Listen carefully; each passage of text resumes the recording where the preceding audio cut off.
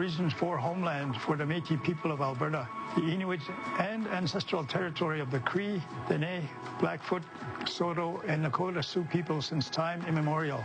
The recognition of our history on this land is an act of reconciliation, and we honor those who walk with us. Thank you. Kinenaskum Tnawa.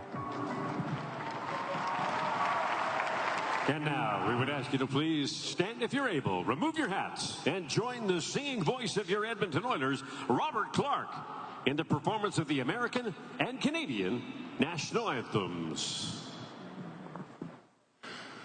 Oh, say, can you see by the dawn's early light what so proudly we hailed at the twilight's last gleaming, whose broad stripes and bright stars through the perilous fight o'er the ramparts we watched were so gallantly streaming, and the rocket's red glare, the bombs bursting in air, gave proof through the night that our flag was still there. Oh, say, does that star-spangled banner yet wave o'er the land of the free and the home of the brave?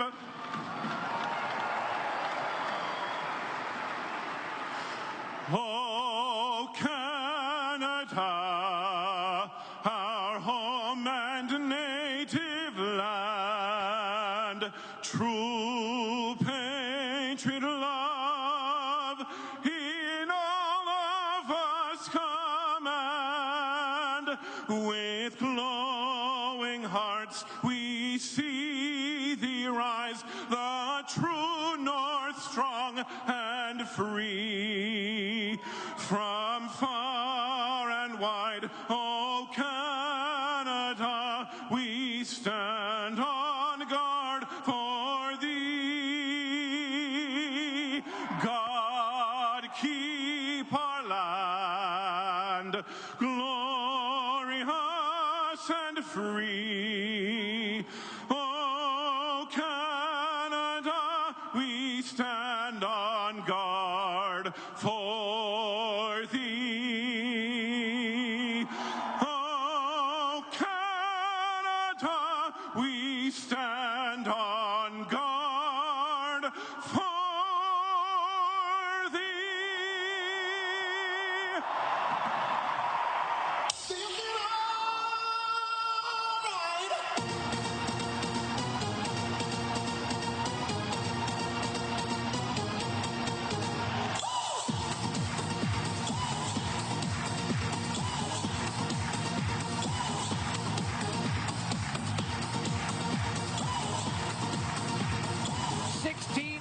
Of training camp come to an head tonight as the Edmonton Oilers play their final preseason game against the Seattle Kraken. Come Wednesday night, the games count for real. Good evening, everyone. Alongside Bob Stauffer, I'm Jack Michaels from our Legacy Heating and Cooling broadcast booth. Tonight, the Oilers and the Kraken will meet in their second preseason battle, Edmonton's 8th preseason game and Seattle's 6th. The Oilers 4-2-1, the Kraken 3-1-1, and Matthias Janmark off the face-off will take control and play it up the right-hand side. Broberg has it cut off and spilled back in by Eli Tolvanen.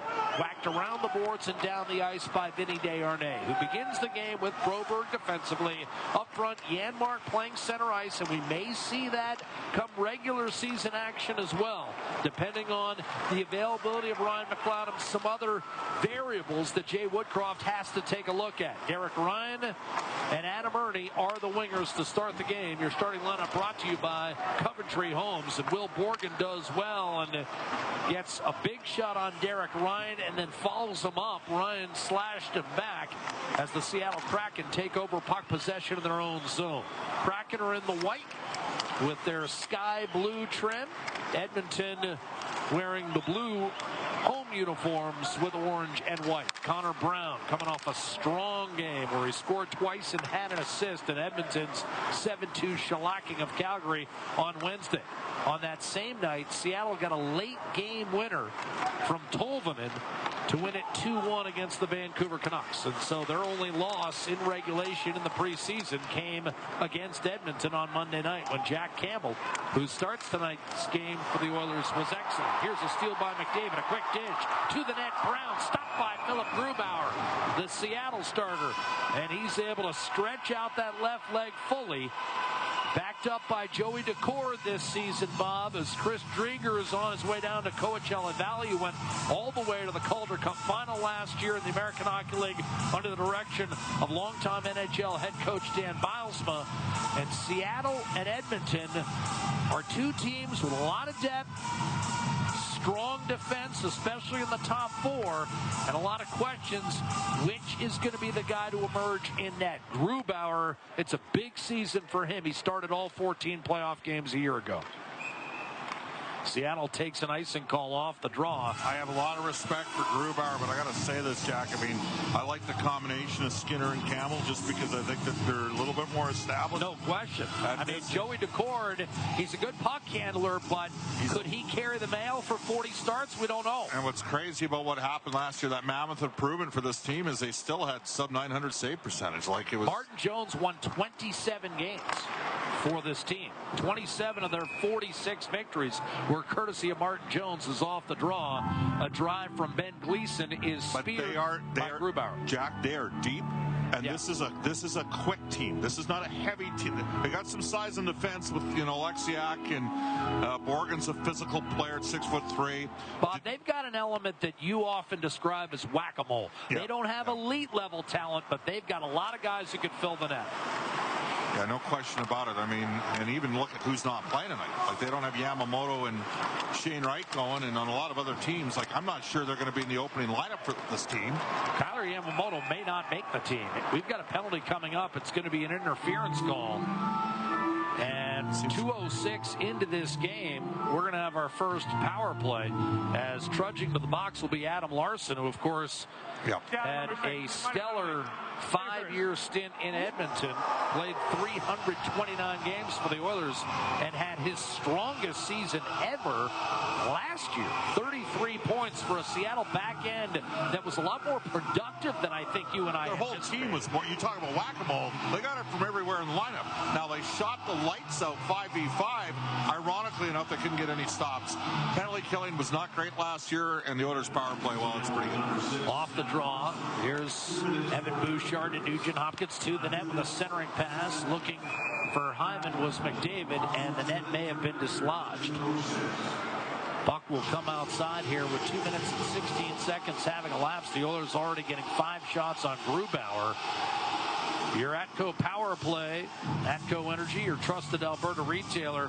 Told you about our Coventry Home starting lineup. I want to remind everyone that you can get back in the game with customizable designs by Coventry, the official builder of the Edmonton Oilers. Off the draw, Jamie Alexiak dumps it in. As Bob mentioned, the Seattle special teams and goaltending were not strong suits last year, and still this team made the playoffs. 21st in the league in both categories. But 5-on-5, really good, Jack. And they Draisaitl turned it over at the blue line, and Belmar ushers a clear down the ice. And sometimes you see teams that are good 5-on-5 teams in the regular season. They're capable of doing more than people expect in the playoffs, and I think that happened last year when Seattle beat Colorado. Beat the defending champions in 7, lost to Dallas in 7. Here's Draisaitl off the rush. Low percentage shot from the right half wall, easily kicked aside by Grubauer and sent the length of the ice. Grubauer, even though he won fewer games than Marty Jones in the regular season, played all the postseason games, went 7-7, and still his save percentage was a rather pedestrian 903.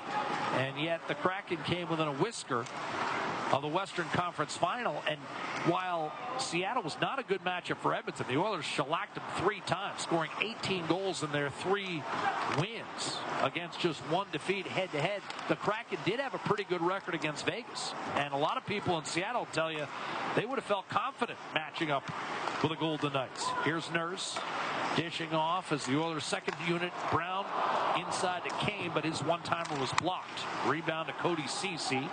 And now Evander Kane has it back in the high slot.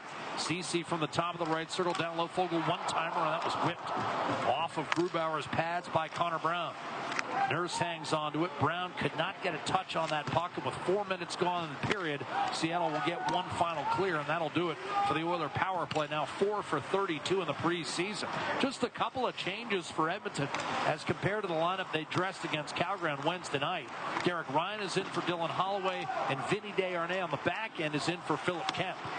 Other than that, the other 16 skaters are all the same, and of course Campbell starting after Stuart Skinner got the win in the victory over the Flames. Here's a chance for Adam Ernie off a dump in. Sharp angle shot sailed wide. Broberg over to Desharnais, and his right point shot flutters off the end boards to Peterson. Broberg a one-timer tipped just wide of Grubauer, and reaching the puck was Adam Ernie, but when he tried to deal it back to the point, it was taken away from Desharnais, and here's Oliver Bjorkstrand charging in from the left-hand side. Coming off a 20-goal season, he was one of 4 Kraken players to hit 20, and then Jared McCann got 40. Here's a one-timer blistered on net from Eli Tolvanen, and there was a glove save made by Jack Campbell. And Tolvanen's a guy that, if you look at his numbers, had he been with Seattle the whole season instead of kind of mired in a offensively challenged Nashville system, he would have had 20 as well. He had 16 of his 18 with the Kraken in about half a season. Well, it's interesting. I mean, you talk about that scoring depth the Kraken had, Jack, and I would assert to you that more should be expected. I mean, Schwartz has got to be healthy for the year, but Burakovsky, those two guys, I think you'd expect more from this season. So there's room for growth there. Burakovsky was leading the team in points when he went down in February, and he's healthy and on the ice right now with the puck right corner. Tried a centering pass that pinballed through Jaden Schwartz. Bob, as you know, though, Jaden Schwartz, I mean, health has always been an issue with him. He is a dynamic player when he's out there. Alex Wenberg tried to center. That was tipped away. Derek Ryan up the left-hand side, and churning in is Evander Kane. Finds Ceci activating, but he couldn't get a backhander off. Good work on the back-checking by Jaden Schwartz, who even with all the injuries has scored 20 goals 5 times in his career. Burakovsky rubbed out on the far side. That was Gleason. Kind of low-bridged him there. Gleason and Ceci appearing tonight for Edmonton, and it's Gleason with a beautiful outlet on target. Hyman's into the net, and that was poked away by Grubauer with some interference on the backside. Jordan Eberle. Hard to believe Jordan Eberle turning 33, walking in. Here's Draisaitl to Hyman, a one-time backhand effort and a save made by Grubauer off a good rush against the Edmonton Oilers. And Edmonton has been sharp early, but so has Philip Grubauer. 7 saves in the first 6 minutes and 11 seconds. And that time he robbed Zach Hyman point blank. 13:49 to go first period. We're scoreless live at Rogers Place with a preseason finale. Preseason Edmonton Oilers Community Foundation 50-50 raffle. The jackpot now up over $52,000 and still climbing. Buy your tickets before tonight's 8 p.m. early bird draw for your chance to win $500 to Safeway or a pair of lower bowl tickets to the Heritage Classic during the 9 p.m. live draw in the third period. Purchase your tickets in person from 50-50 sellers on the concourse or scan the QR code on the video board and go directly to the buying link. Thank you for supporting the Edmonton Oilers Community Foundation. Fans, take part in tonight's Oilers Game Day Scratch and Win contest for your chance to win a pair of tickets to see the Doobie Brothers live in concert at Rogers Place October 24th. All you have to do is scan the QR code on the scoreboard or visit the Rogers Place app, select live and scratch and win, and you could be tonight's big winner. Go ahead and pull out your phones right now to play along. Thanks to everyone for playing. Make some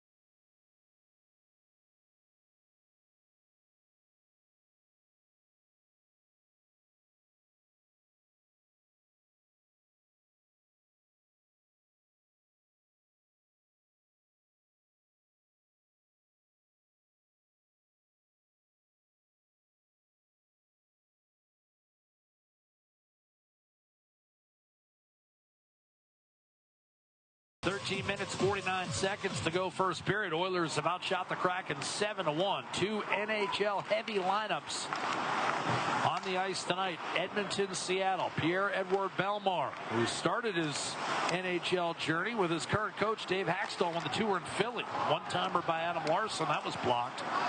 Bellemare and Derek Ryan are the only two to make their NHL debut at 29 or later and play 500. Launched ahead for Hyman breakaway, and that's two in a minute. And this time, Grubauer stopped him on the forehand side. What a beautiful stretch pass. Hyman skated into it, but could not beat Philip Grubauer. That was launched perfectly by Evan Bouchard with touch behind Riker Evans, the highly touted Seattle prospect on the back end. And Hyman repelled by Grubauer. There's not a lot of players who have the presence of mind to attempt that sort of play like Bouchard made. Yeah, you mentioned that stuff, Bellemare and Derek Ryan. I mean, that's just incredible. You don't start playing in the league until the age of 29, and you're over 500 games. Did I get that right? Yep. Is that They're the only you two. You said it the other night. Only two currently in the league. Here's a lead pass, left wing. Yanni Gourde breaks in, tried to center, and that was broken up. Left in the corner for Connor McDavid. The only two current NHL players, and Bellemare's 38, Derek Ryan 36, and both dressed tonight. Bellemare now on his 5th team. He's been to 2 Stanley Cup Finals with Tampa and Vegas, but still looking for the first Chalice. Here's a dump in and a quick chance, and McDavid was stopped by Grubauer. Lunging to his left, Jamie Alexiak had it swatted away. Will Borgen is there to clean up. Evander Kane will give way, and a stretch pass intercepted by Ceci.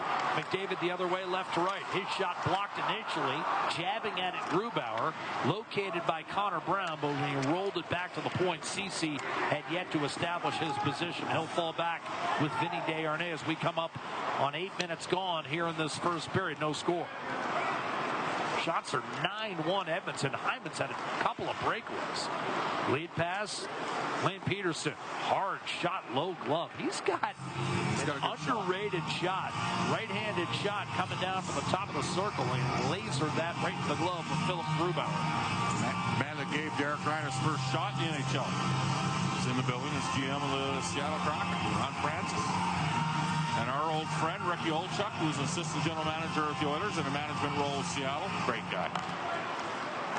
And also, of course, a management role with Carolina. There you go, yeah. Off the draw, Jaden Schwartz will pick up a loose puck in the slot, carry it behind his own net. Then he got bottled up by Warren Fogle. Speaking of ex-Hurricanes, Raphael Lavoie guides it back to Vinny Desharnais. That puck ate him up. He'll spin and just whip it right back into the Seattle zone. Oilers will change it up. And in the meantime, Brian Dumoulin, who joins Seattle after a decade in Pittsburgh, finds Andrei Burakovsky in over the line. Wrist shot. That was blocked by Darnell Nurse. Burakovsky, of course, a cup winner in Colorado. Sends it back to the point, Larson. Now Evans in the high slot. Wenberg, a shot does not make it through. Evans, what a playoff he had last year for that Coachella Valley team that went all the way to the Calder Cup final. An icing call whistled against Edmonton here. But he had 26 points in 26 games.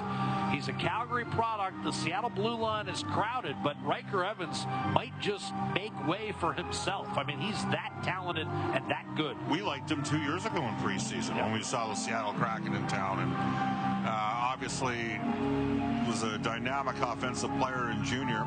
They do not have Vince Dunn. He signed a 4-year extension, just under $7.5 million. Had a wonderful campaign last year. Banged up, but not long term, I'm told, Bob. Kind of looks like Evans is placeholding for Dunn right now in that top pairing with Adam Larsson. But Evans last year was an American Hockey League All-Star, Bob. It's just a matter of time. Second-round pick in 21. I think he'll play in the league this year. Send in deep, Matty Beniers. Last year's Calder winner, beating out Stuart Skinner for that honor. Held in by Evans for the moment. Now Bouchard with an outlet to Ryan Nugent-Hopkins, coming off a 104-point season. Draisaitl gave it away at center. Jared McCann, 40 goals, Bob, and what did he play? About 16 minutes a night. Yep. Here's Alexiak, tried to center. Blocked by Evan Bouchard. Up the right-hand side. Well, one of the keys for Seattle's kind of to replace some of that depth. They lost 3 fourth-liners, including Daniel Sprong, who got 46 points, and he was playing about 11 minutes. Sent in deep, the Oilers. Cody Ceci. As you said, everything seemed to go in for Seattle last year. Even Geekie was a real solid fourth-line center. Ryan Donato, same thing. I mean, those guys could find the net. Jack, Ryan Donato's on Chicago's top line with Bedard and Taylor Hall right now. And he was often kind of an extra guy in Seattle, even though he produced like Daniel Sprong did. Had trouble finding minutes on this deep and talented team. Jamie Alexiak. Lead pass left wing. Ty Cartier. Wound it around. Stepping up Justin Schultz. Cartier pursuing. What a debut he had. Came in when McCann got hurt on that late hit by Cale Makar in the Colorado series and immediately scored in Game 5 of that series against the Avalanche, which Seattle ultimately won in 7. What a pickup for them. They didn't even draft him. They signed him as no one drafted him. Lead pass, left-hand side, Connor McDavid. And I want to ask you about that, Bob. I mean, 45 goals. Now, I know he was in overage, but, I mean, is it still indicative that every once in a while a guy will slip through the cracks? Because I know you're high on the player. Oh, yeah. I mean, the Oilers are going to have to go down that path because they're not going to have draft capital. They're going to have to find undrafted 20-year-olds. Here's Connor McDavid shoveling it toward the middle. Part of the reason they signed Brady Stonehouse, Jack. Same thing. Tolvanen looked to clear. Stonehouse signing was announced yesterday. Vinny Desharnais bottled up by Yanni Gourde, another find from Tampa, now with Seattle in his 3rd year. But he was a guy who languished for years in the American League before Tampa promoted him. And Yanni Gourde, invaluable as a veteran leader on the Seattle group. Here's Evander Kane weaving his way in. Not much on the shot. It was partially tipped and rolled into the feet of Philip Grubauer, who has stopped all 10 shots that have come his way. Seattle has a grand total of 1 shot against Jack Campbell at the other end, and still we're scoreless. With 8:21 to play in the first period, the preseason finale for both teams. Pacific Division rivals. All right, fans, I'm here with Oliver and Brett, and they're about to play our Tim Hortons Coffee Cup Shuffle. Now, on the line is an Oilers prize pack.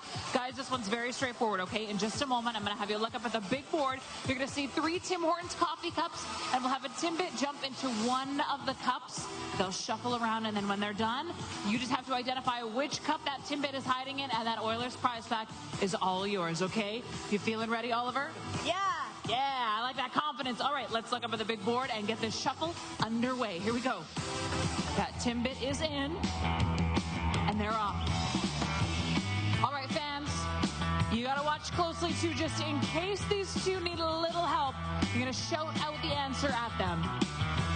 All right, original dark roast or latte? Latte. Latte with some confidence. Let's see if Oliver's right. Yes, you knew it. Good job. An Oilers prize pack is all yours. Congratulations. And remember that you can get personalized offers, earn points, and get Tim's rewards all on the Tim's app. Tim Hortons, the official coffee of the Edmonton Oilers.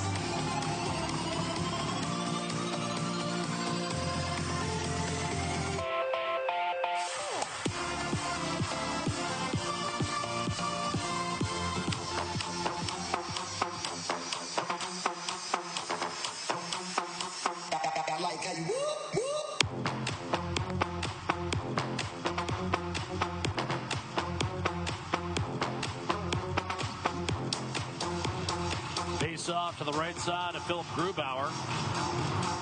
Digging in Alex Wenberg against Lane Peterson, and off the draw Warren Foegele battles for puck possession. Now behind the net, drilled by Alexiak, who worked the puck up the wall, but Lavoie is able to choke it off and now try a backhander from the high slot. That's batted out of midair, smacked down and played with a high stick by Lavoie, looking to keep that play alive. But again, there's no issue there. Lavoie battling and trying to keep the flow of play alive. And Bob, as long as he plays inside the dots, that's going to draw the kind of rave reviews from coaches that started to pick up in the second half of last season in the American Hockey League.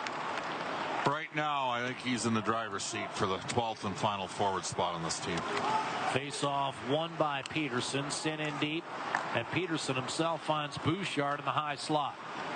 Fogle on the right half boards, and that's deflected high in the air. Bouchard was not aware where the puck was. In fact, about 7 players on the ice didn't know where the puck was. Here's Burakovsky hitting the trailer. Dumoulin, and his wrist shot kicked off the blocker of Campbell and stayed out.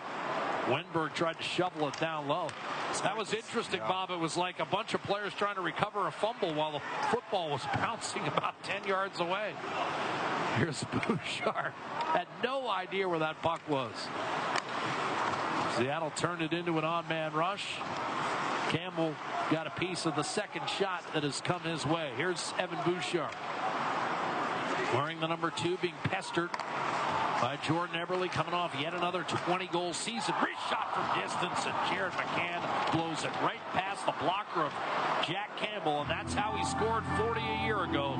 Goal scorer's goal, 1-0 Seattle. Yep.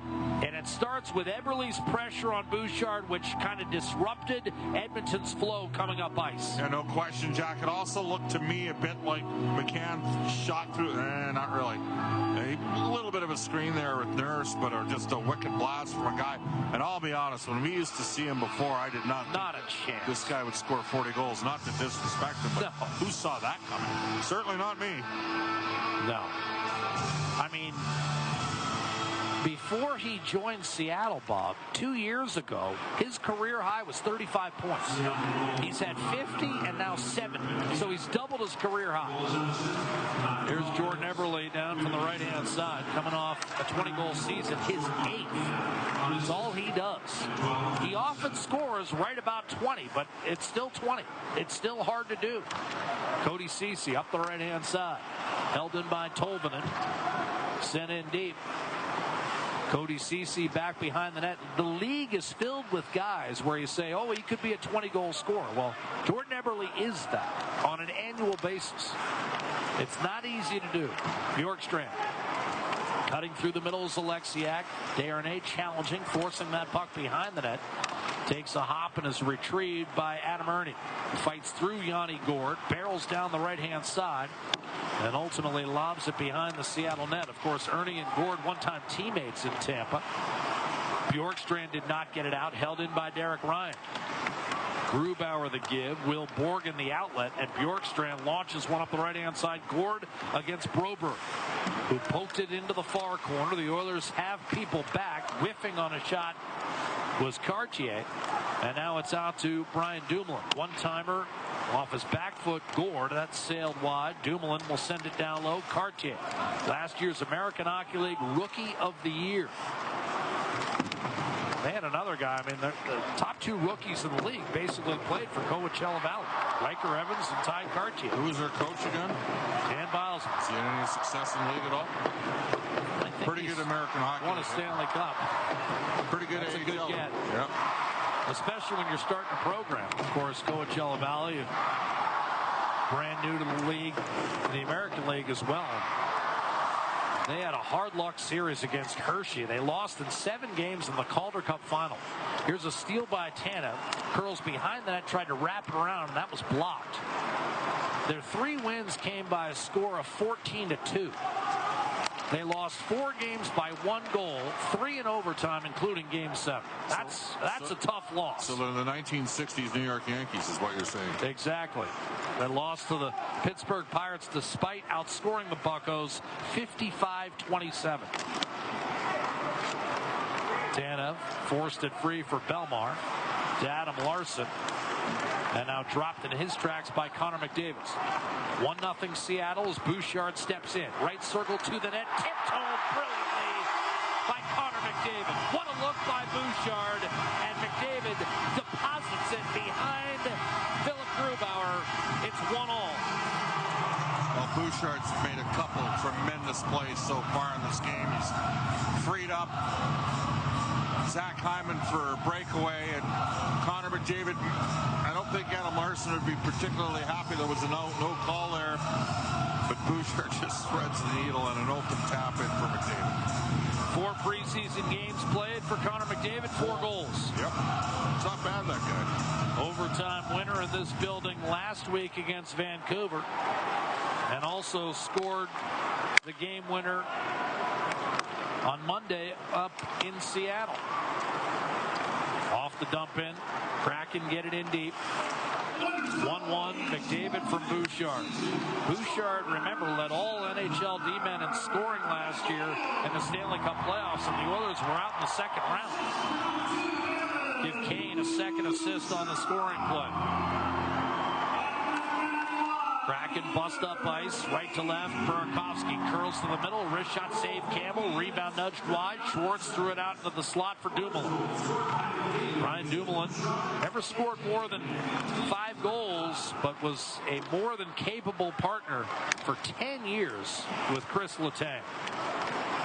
The ideal stay-at-home guy with Letang's offensive ability. Dumoulin calmly dumps it in for Jared McCann. He's checked in the corner. Puck forced up ice. Gleason was the man that finished him off. Kraken will regroup at center. 3:13 to play. Lead pass for Eberle is off target, and that will lead us to an icing call with 3:09 remaining in the first period. And Edmonton having outshot Seattle 11-4 and breaking through on a brilliant feed from Bouchard and McDavid, answering the earlier goal scored by Jared McCann. So Draisaitl, after that icing call against Seattle, will take the face-off to the right of Grubauer. Edmonton got to Grubauer early and often several times last year. But he's been good tonight. 3 goals in 3.5 minutes at Climate Pledge Arena. Edmonton pasted Seattle twice, scoring 7 and 6 goals in wins. Jumped him early. Yes. Both games. Both games. Took it to him early, right from the get-go. Well, and again, it was not a good matchup for Seattle had they played Edmonton. But, of course, neither team got that far. Seattle beaten in 7 by Dallas, and Edmonton went down in 6 games to the eventual Stanley Cup champion Vegas Golden Knights. Off the draw, puck deflects out of play, and Bob and I will take our final. Loyalty Rewards is a free program that gives Oilers fans the opportunity to earn points for attending games, making concession and retail purchases, watching from home, shopping with our partners, and much more. Redeem loyalty points for exclusive contests, reward items, and merchandise through loyaltyrewards.com or the Rogers Place app. Fans, with the announcement that Nickelback will be headlining the Heritage Classic, limited tickets are still available. Don't miss your chance to be a part of the Battle of Alberta history and secure your spot now. Head to NHL.com/Heritage Classic tickets to purchase yours today.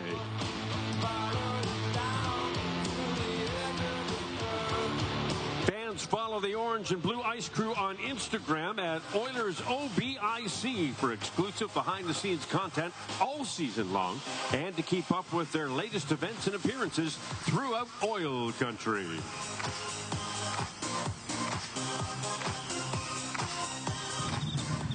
Okay, keep looking up. Okay.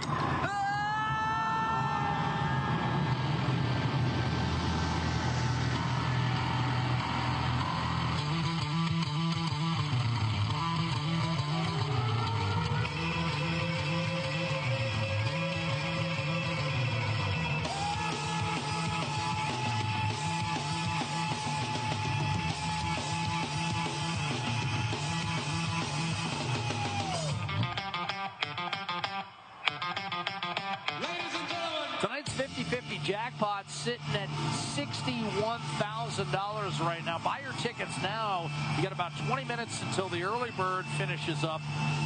If you get it in before 8 o'clock, you get $500 to Safeway, a chance to win $500 at Safeway. And then if you get in by 9 o'clock, you get a chance to get 2 lower bowl tickets to the Heritage Classic. Wow, what a ticket that's going to be. October 29th, Edmonton, Calgary at Commonwealth. Off the draw, flipped up the left-hand side by the Kraken, who took an early lead in this game on a goal by Jared McCann. Evan Bouchard found Connor McDavid for the equalizer, and that's where we sit. 1-1 with less than 3 minutes to go. A turnover by the Oilers, a backhander by Tanev, flicked aside by goaltender Jack Campbell. Here's Belmar up top. His shot was smothered. Alexiak will jump on it. Left corner, only to have it fished off his stick by Hyman. Broberg did not get it out. Sharp-angled shot toward the net by Borgen, deflected away. And the Oilers given a second opportunity to get it out. Hyman was dumped to the ice by Alexiak, and drifting behind his own net for a reset will be Broberg. Campbell turns around with Brandon Tanev and a pestering. He of the wide-eyed look during the preseason photo shoots. Here's McDavid, reeled in from behind by Matty Beniers. That was borderline. Jordan Eberle initially bobbled the puck, and that ended up throwing off the entire timing of the play. And Jared McCann will be whistled for an offside. 1:59 to go, first period. The Oilers won. The Seattle Kraken won. Edmonton 4-2-1 coming in again, having won 3 of 4 against Seattle as part of a 2-year run of domination against Pacific Division opponents. 40-11-1.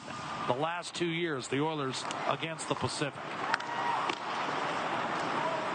They're 5-2 all time against Seattle. Off the draw, the Oilers force it down low. McDavid playing with Draisaitl and Kane as Jay Woodcroft loads it up here in the final 100 seconds of the first period. Big hit on Riker Evans, shook the puck free, but Matty Beniers was there to snatch, deliver to McCann, and he gave it up. It was tipped away. Beniers in front. Eberle point blank, and he missed the net. Rebound up the right-hand side by Bouchard. Not out. Evans kind of swaddled it down low. That was blocker to the corner by Campbell. Bouchard to Kane, and he'll punch it forward. Philip Grubauer out to play the puck. Stripped away from Riker Evans, but there's Yanni Gourde with support over to Dumoulin rink wide, and it's ultimately spilled in by Bjorkstrand. Here's a turnover by Campbell in front. Yanni Gourde could not handle that centering pass, and it bounces out towards center. Knocked away from Derek Ryan, funneled back in by Bjorkstrand, swatted out of midair by Ben Gleason. Now he comes over to challenge Gourde, got his stick on a cross-ice feed, then ends up bouncing all the way out near the Seattle blue line. Where it's played by Dumoulin, turned over by Tolvanen, and now hung onto by Matthias Janmark. Ben Gleason fighting the puck a little bit. He'll return it to Cody Ceci, who resets for Edmonton with a half minute to go in the period. Game tied at 1. Ceci fires it toward the net. Easily guided to the corner by Grubauer. Alexiak comes over, and the 6'7" defenseman up the middle of the ice, out of the reach of Schwartz. Put back in by Desharnais, but now Dumoulin with 10 seconds reestablishes puck possession for Seattle. Up the left-hand side and out Burakovsky. Dumoulin scampers to center. He'll dump it in, and that'll be all for the opening 20 minutes. The Oilers come out quickly, outshoot Seattle. And the score after 1 period of play, the Seattle Kraken won. The Edmonton Oilers won. Shots on goal in the opening 20 minutes. For the Kraken, 6. And for your Oilers, 12.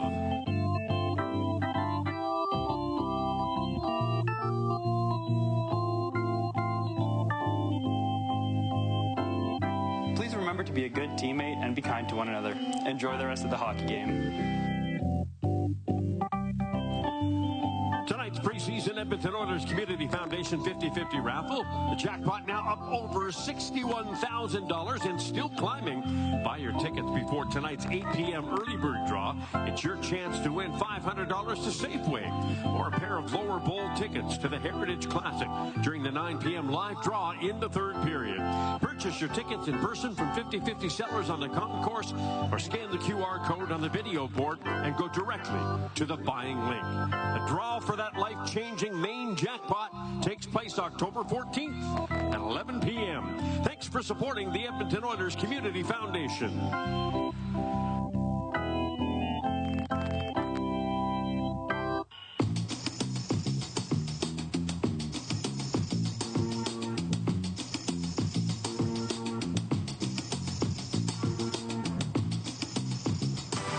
All right, fans, it's back, and it's time for Oilers Bubble Hockey. We've got Team Orange battling their rivals in Team Blue for nothing more than bragging rights. So if our bubbles are ready, Hunter, let's drop that puck. All right, our bubbles are off, and it's Team Blue getting it first, fighting for it. Team Orange having a little trouble staying on their feet. Team Blue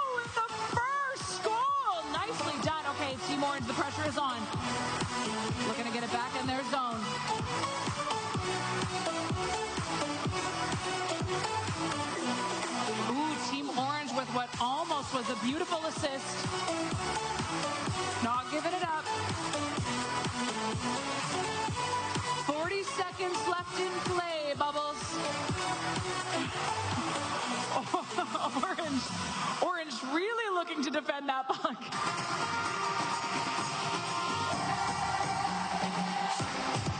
And Team Blue, 2-0 for Team Blue. Can Orange make a late play comeback? Let's see, with 20 seconds left on the clock. And Team Blue looking like they're taking control again. 10 seconds left, Bubbles. All right, Team Orange, this is your moment to shine. Can you get one last-minute goal in 3, 2, 1? 2-1 for Team Blue for another edition of Oilers Bubble Hockey.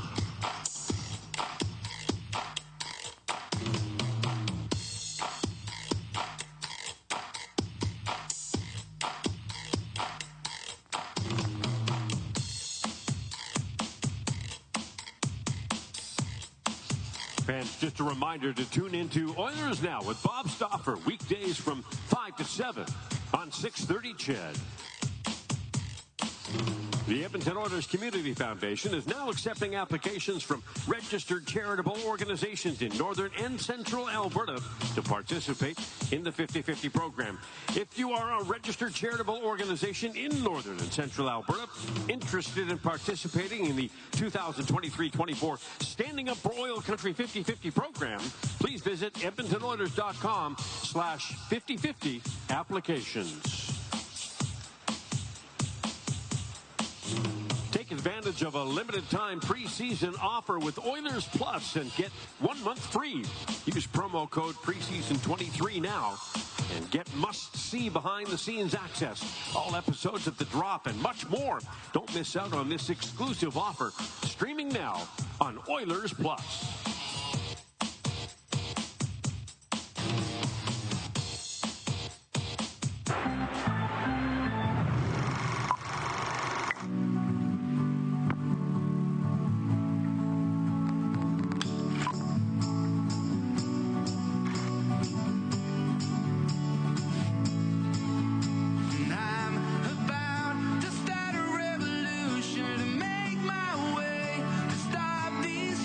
Yeah.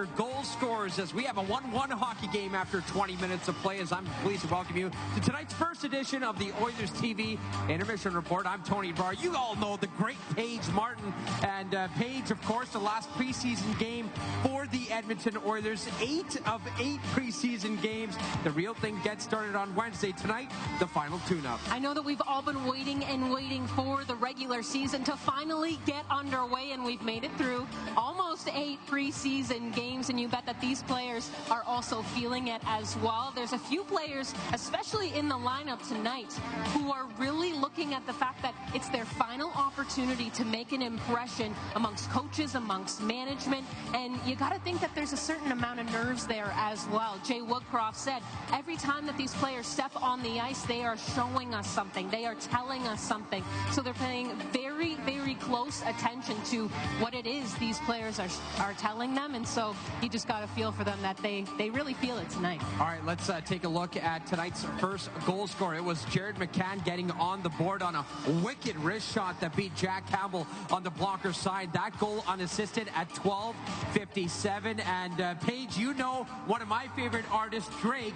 He came out with a new album today, so you know I have to make a Drake reference, and let's make that reference on this goal here. Connor McDavid here. Take a look at 97 here after the turnover at the blue line. He finds the scene quicker than I drive through to get fast food. It is a remarkable play here. The great anticipation here by 97 as he opens up his stick, and a great feed by number 2. First of all, Tony, well done. I'm very, very, very impressed with that reference, and we hear some applause, well warranted. As you see, Evan Bouchard just taking his time. He waits for the exact right moment to find his captain, and then Connor McDavid able to just have the tap in. But it's all about that placement and that timing, the patience of Evan Bouchard being able to find Connor there. Of course, evening it out at 1 apiece. All right, Connor McDavid scores his 4th of the preseason with the assist to Bouchard and Kane. That goal coming at 15:39 as we take a look at the first period scoring summary. The Oilers double up on the shot total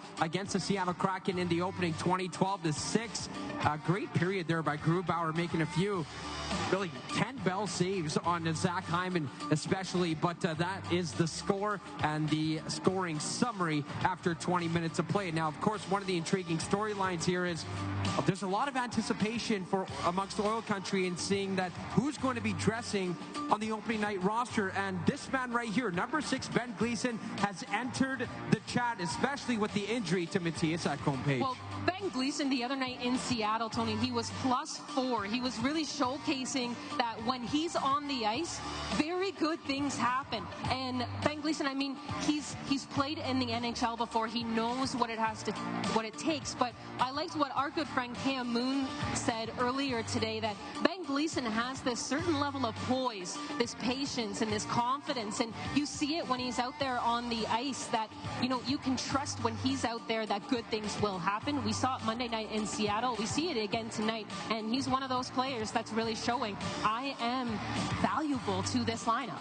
And a couple of updates on a few Oilers. Of course, Oil Country paying close attention to the injury report. Ryan McLeod did say this morning that he basically feels like he's 100%. Head coach Jay Woodcroft did confirm yesterday after practice that Ryan McLeod will be dressing in the season opener in Vancouver. Meanwhile, Matthias Ekholm, a little bit more complicated than that. He admitted this morning to us media members that, you know what, the recovery has been a little slower than anticipated, so it's a wait-and-see game to see. Another Drake reference coming up here, if he'll suit up away from home. Let's take a look back at the first period highlights.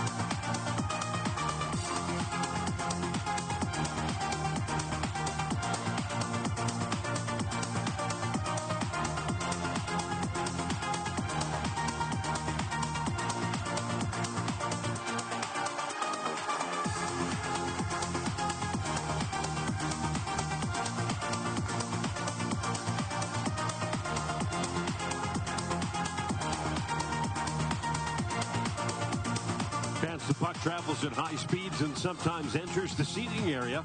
Please keep your heads up at all times and enjoy the rest of tonight's game.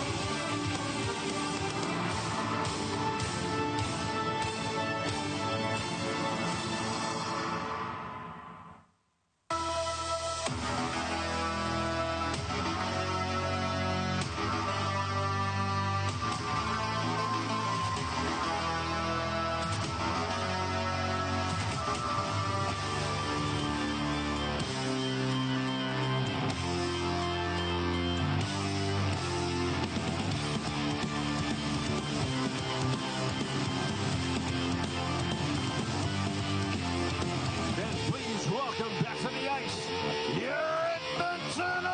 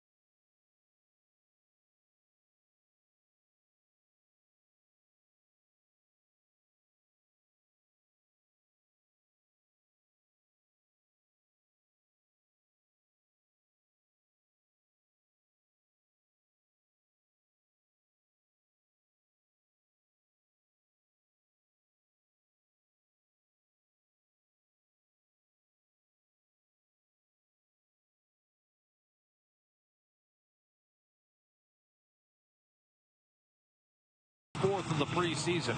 And as we welcome you back inside Rogers Place, we're tied at 1 for the start of the second period alongside Bob Stauffer on Jack Michaels from our Legacy Heating and Cooling broadcast booth. Legacy, home of no interest, no payments for 1 year. Face-off win for Derek Ryan. Philip Broberg from center. And he'll wrist it down deep. And I'm a Legacy fan, Bob. You got me on that bandwagon. Here's Desharnais curled. They're fun guys, too, Jack. Yeah, good guys, but the work is more than solid as well. Lead pass up the gut from Yanni Gord and fired in by Eeli Tolvanen. Reversed by Bjorkstrand back behind the Oiler net. Desharnais trying to dislodge, and the puck comes free and scooped up by Jack Campbell a half minute into the second period.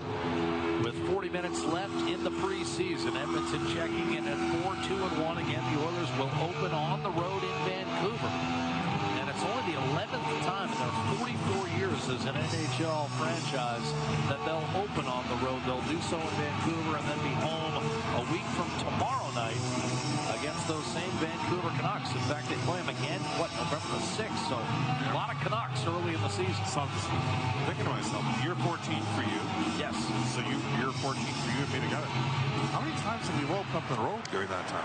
Well, the one was coming off the lockout. Remember, we opened, I think, in Vancouver, a drive from the high slot, and that sailed wide off the end boards.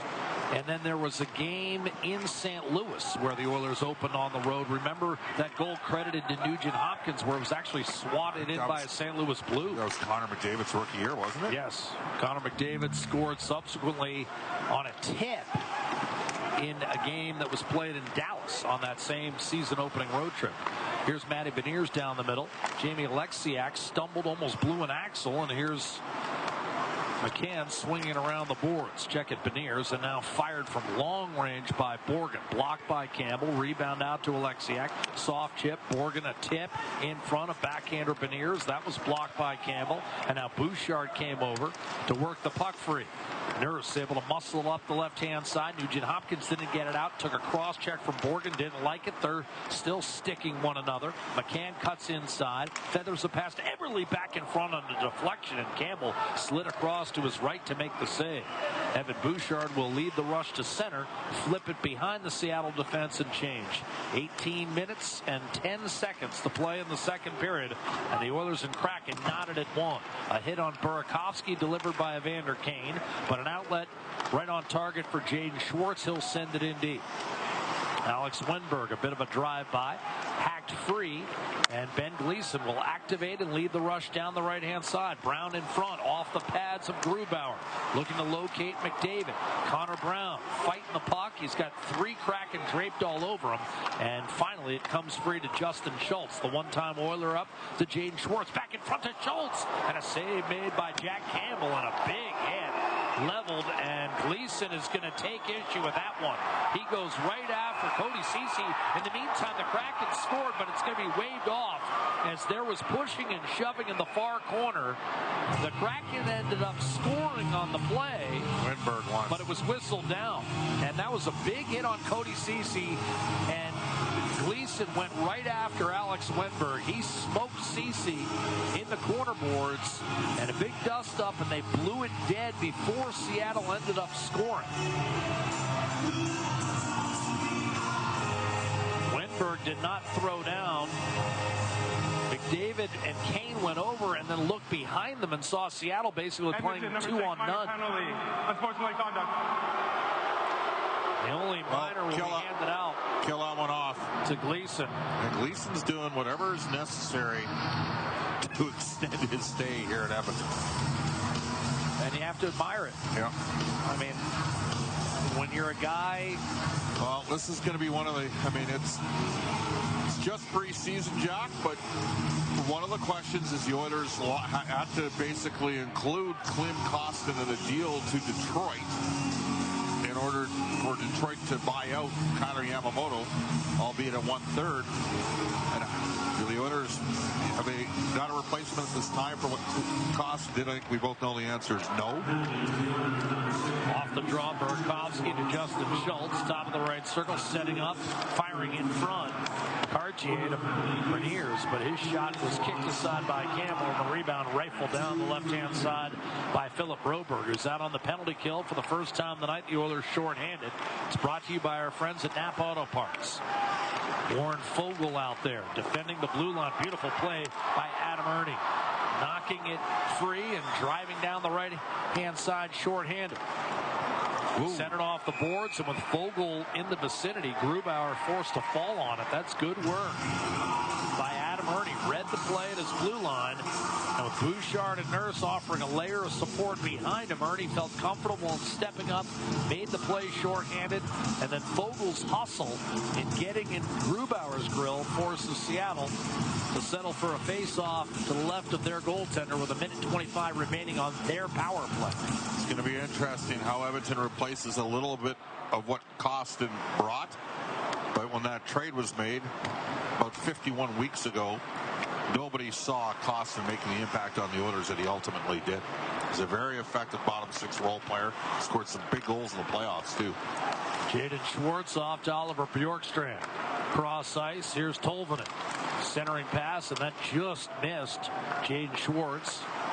Here's an opening. Tolvanen looking for Schwartz in the middle of the ice. Broken up, and Connor Brown picks it up for the Oilers and able to slide it in deep. Of course, in that decisive game in LA, the Game 6 clincher, Kostin scored 2 and Yamamoto scored the game and eventual series winner.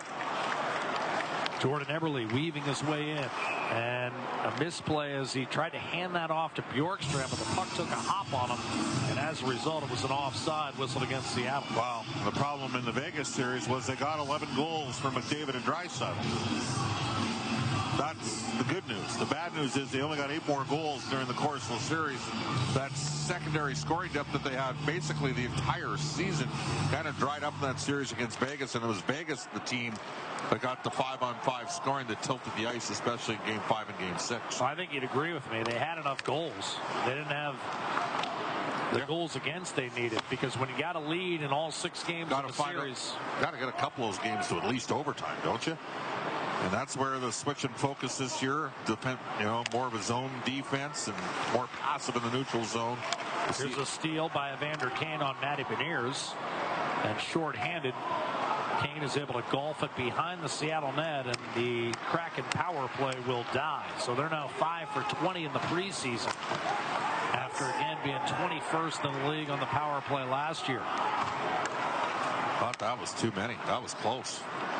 Off the right-hand side, Adam Larsson to Andre Burakovsky. Back to the point. Larsson looking for a shot lane. It's not there. To Dumoulin. Back to Larsson. Top of the left circle. Steps in. Wrist shot off the blocker at Campbell from the face-off dot. Rebound. Yanni Gourde let it go through to Dumoulin. Now has it back right face-off dot. Mishandled in the corner for a moment. A hit by Nurse looking to dislodge against Burakovsky down low. Kept alive by Dumoulin. Flipped over to Alex Wenberg, a one-time Columbus Blue Jacket. Bjorkstrand, likewise, also an ex-Jacket. Larsson, up top, high slot. Good extended shift for Seattle. 5-on-5 here. Broken stick on the ice, so it's almost a 5-on-4.5. Wenberg, top of the right circle. Operating essentially without a stick right now is Leon Draisaitl. Yanni Gourde. Falling, unable to keep the puck in. Raphael Lavoie unable to extricate the puck from Gourde, but that will allow the Oilers at least to get a change, and now we're going to have a pick whistled against Seattle. Tripping will be the official call at 5:49 of the second period, and the Oilers will be on their second power play of the night, looking to take their first lead. Minor penalty, tripping. It's on Leon. Oh, it's on Draisaitl. My apologies.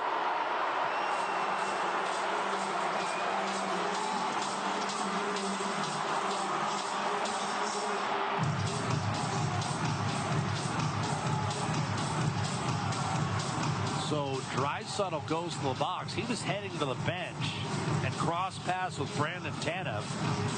And so it's Seattle right back on the power play. Face off right side of goaltender Jack Campbell. Kraken just failed to score on the power play. Nugent Hopkins won the draw. Connor Brown did not get it out. Riker Evans over to Bjorkstrand. Right circle wrist shot. Love to save Campbell. And he'll freeze it. He's got 10 on the night. And a faceoff will come to his left.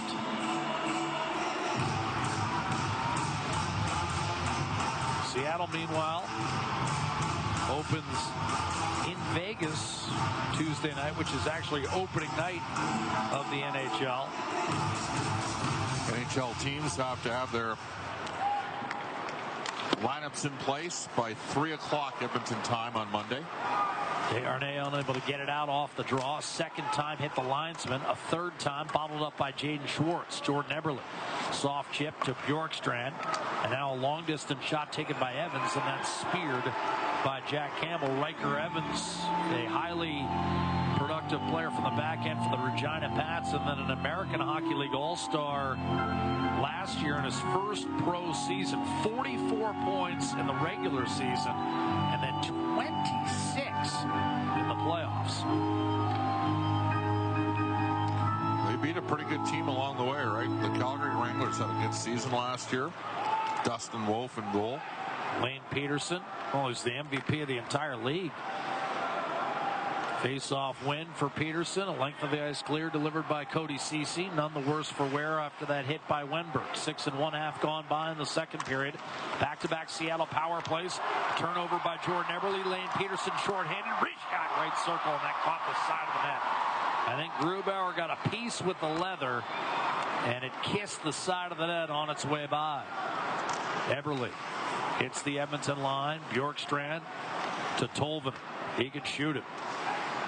Bothered by Peterson. He'll return to the point. Ernie on that side. Pursuit behind the net. And a clear out successfully executed by Nurse, allowing Ernie a clear down the left-hand side. Seattle power play down to 30 seconds. 12:45 to go in the second period. We're tied at 1. First period goals by Jared McCann and Connor McDavid, who between them had 104 goals last year. Burakovsky in from the left-hand side. Justin Schultz. Burakovsky left circle. Shot blocked. That one stung Desharnais. Caromed right to Justin Schultz. He'll get it back from McCann. McCann checked by Fogle. Schultz threw it down in the corner. Got it back and sent it across to Burakovsky. Now Schultz lets fly, and that shot skips into the far corner. Grabbed by Cartier as Edmonton returns to full strength. Seattle 0 for 2 on the power play. Draisaitl back out there as Justin Schultz, recognizing his team was offside, had to give way to Desharnais. Lead pass to Fogle right wing. He'll backhand it behind the Seattle net. Grubauer directing traffic. Sees a clear, pertinently delivered by Jamie Alexiak. I want to see it rolled back the other way by Tim Gleason. Not Tim, Ben. Tim was the cousin, played a decade and 700-plus games in the NHL. Alexiak on the outlet. Right-hand side, Yanni Gourde. Gleason family likes those short, masculine names. Ben, Tim, I imagine there's a Sid. And a Bob. And a Bob. Here's Ben Gleason. Ducking around Wenberg. Oh, big hit. Gleason finished. Will Borgen in the corner. The outlet for Wenberg, who likewise got a shot from Gleason. Gleason wants to fight Wenberg. He's not going to take that fight. Borgen with a shot short side and a save made by Jack Campbell. And now Gleason has some more words for Alex Wenberg. He really didn't like that hit on Cody Ceci.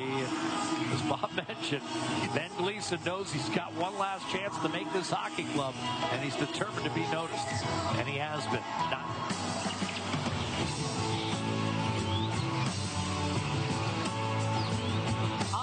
It's time for another edition of Hunter. I've got Katrina here with me, and she is going to try to locate Hunter in the crowd for a pair of tickets to see Godsmack right here at Rogers Place on October 12th. Okay, now in just a moment, we're going to hand over the keys to one of our Rogers Place end zone cameras. You had a brief training course, a crash course, if you will, with our camera operator, Len, and you're going to try and find Hunter with that camera. Katrina, you ready? Yes, I'm ready. She's ready. Okay, well, let's swap places here.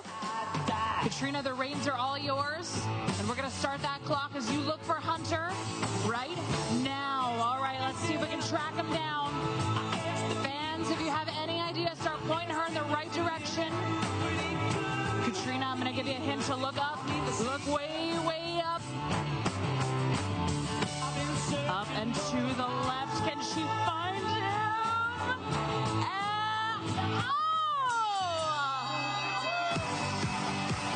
All right, that was maybe 21, 22 seconds, but we're going to give it to you anyways. Katrina, you're off to go see Godsmack October 12th right here at Rogers Place. And if you want to go check out that show, head to Ticketmaster.ca.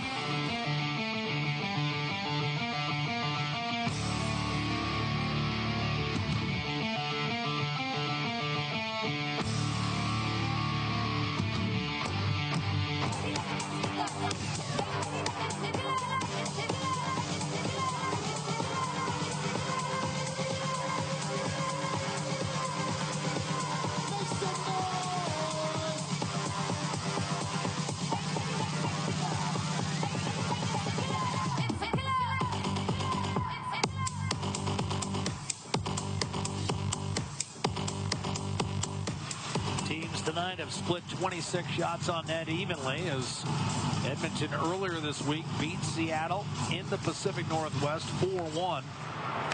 McDavid with the game winner in that one. And Jack Campbell, a sterling effort in net. He came in having stopped 64 of 66 shots, 12 of 13 tonight. Having a stellar preseason. Evander Kane busting in from the left-hand side. A centering pass went off a skate. It was intended for Connor Brown, but cleared safely by Cartier. And now moving in, Pierre-Edouard Bellemare turned over at the Edmonton line. Kane a bit off balance, managed to stay on side, tried to throw it across. It was tipped and ultimately gathered by Brown and played back to Nurse for a drive that was blocked up top by Cartier. He'll fire one rink wide for Tanev, then get it right back, but the pass eluded him. He took it away from Darnell Nurse, slid off one check from McDavid, but not the second. And Brown will give it up for Connor McDavid, left wing. He's double teamed. Larson in pursuit, Dumoulin off to Bellemare, and the puck successfully cleared back through the neutral zone. Philip Broberg leading the rush down the left-hand side. And he takes a pop from Adam Larson for his trouble. Broberg, good game Monday in Seattle, and he followed it up with another fine outing Wednesday in the pulverization of Calgary. Kraken into the offensive zone. Jordan Eberle handles the saucer pass, and a one-timer fired by Evans disappears into the glove hand of goaltender Jack Campbell. And one of the plays that Broberg made up in Seattle was a beautiful backhand dish to Xavier Bourgault for the latter's second goal. It's kind of kick-started his preseason a bit. Much more serve in the last two. Fans, don't miss the chance to score with this limited-time deal at the Section 109 Ice District Authentics location. Take advantage of a buy one, get one 50% off deal on Mitchell & Ness products.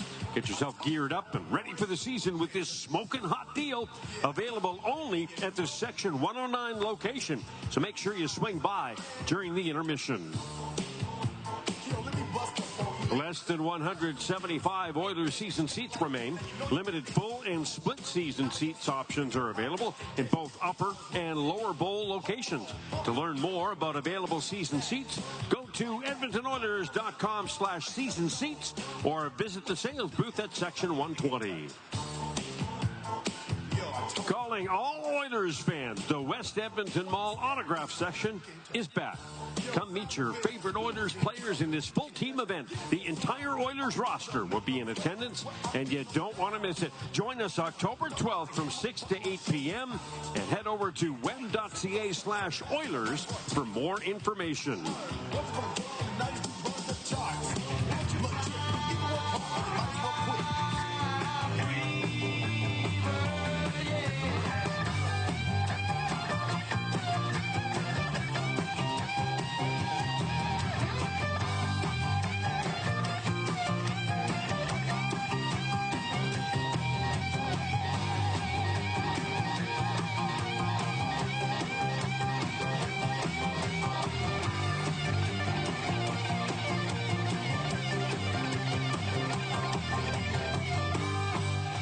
9:39 to go, second period. Edmonton, Seattle locked in a 1-1 tie. Oilers won 50 games a year ago. Missed winning their first division title since 1987 by a point. Seattle, in their second year of existence, rolled up 46 victories and came within a game of reaching the conference final, and now off the draw. They're having a discussion if Eberle grabbed the puck with his glove. They're going to give him the benefit of the doubt. Vinny Desharnais pleading his case, but they'll go with the wily veteran Jordan Eberle, who takes a lot of draws, as a right shot on this line. Beniers was at 42% last year, Jack. That's part of his game that's going to have to improve. Well, it's something you often see with younger centers breaking into the league. The man strength that you have to deal with at this level is, you're not going to duplicate it in major junior or NCAA Division I hockey. It's just not going to be the same. Driving in from the right-hand side, Leon Draisaitl. Checked by Eberle. He'll work it around the end boards, but it's taken out of the zone by Beniers. Got to it from Nugent Hopkins, and now a penalty will be whistled against Edmonton.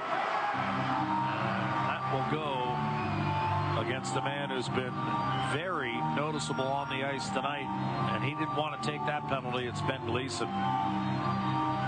9:04 to go in the second period. I mean, from his standpoint, you know, this tripping call, even though it doesn't seem like it means a whole lot coming at the midway point of the second period in a preseason game, for Gleason, it's everything right now. Yep. He knows he's right on the bubble.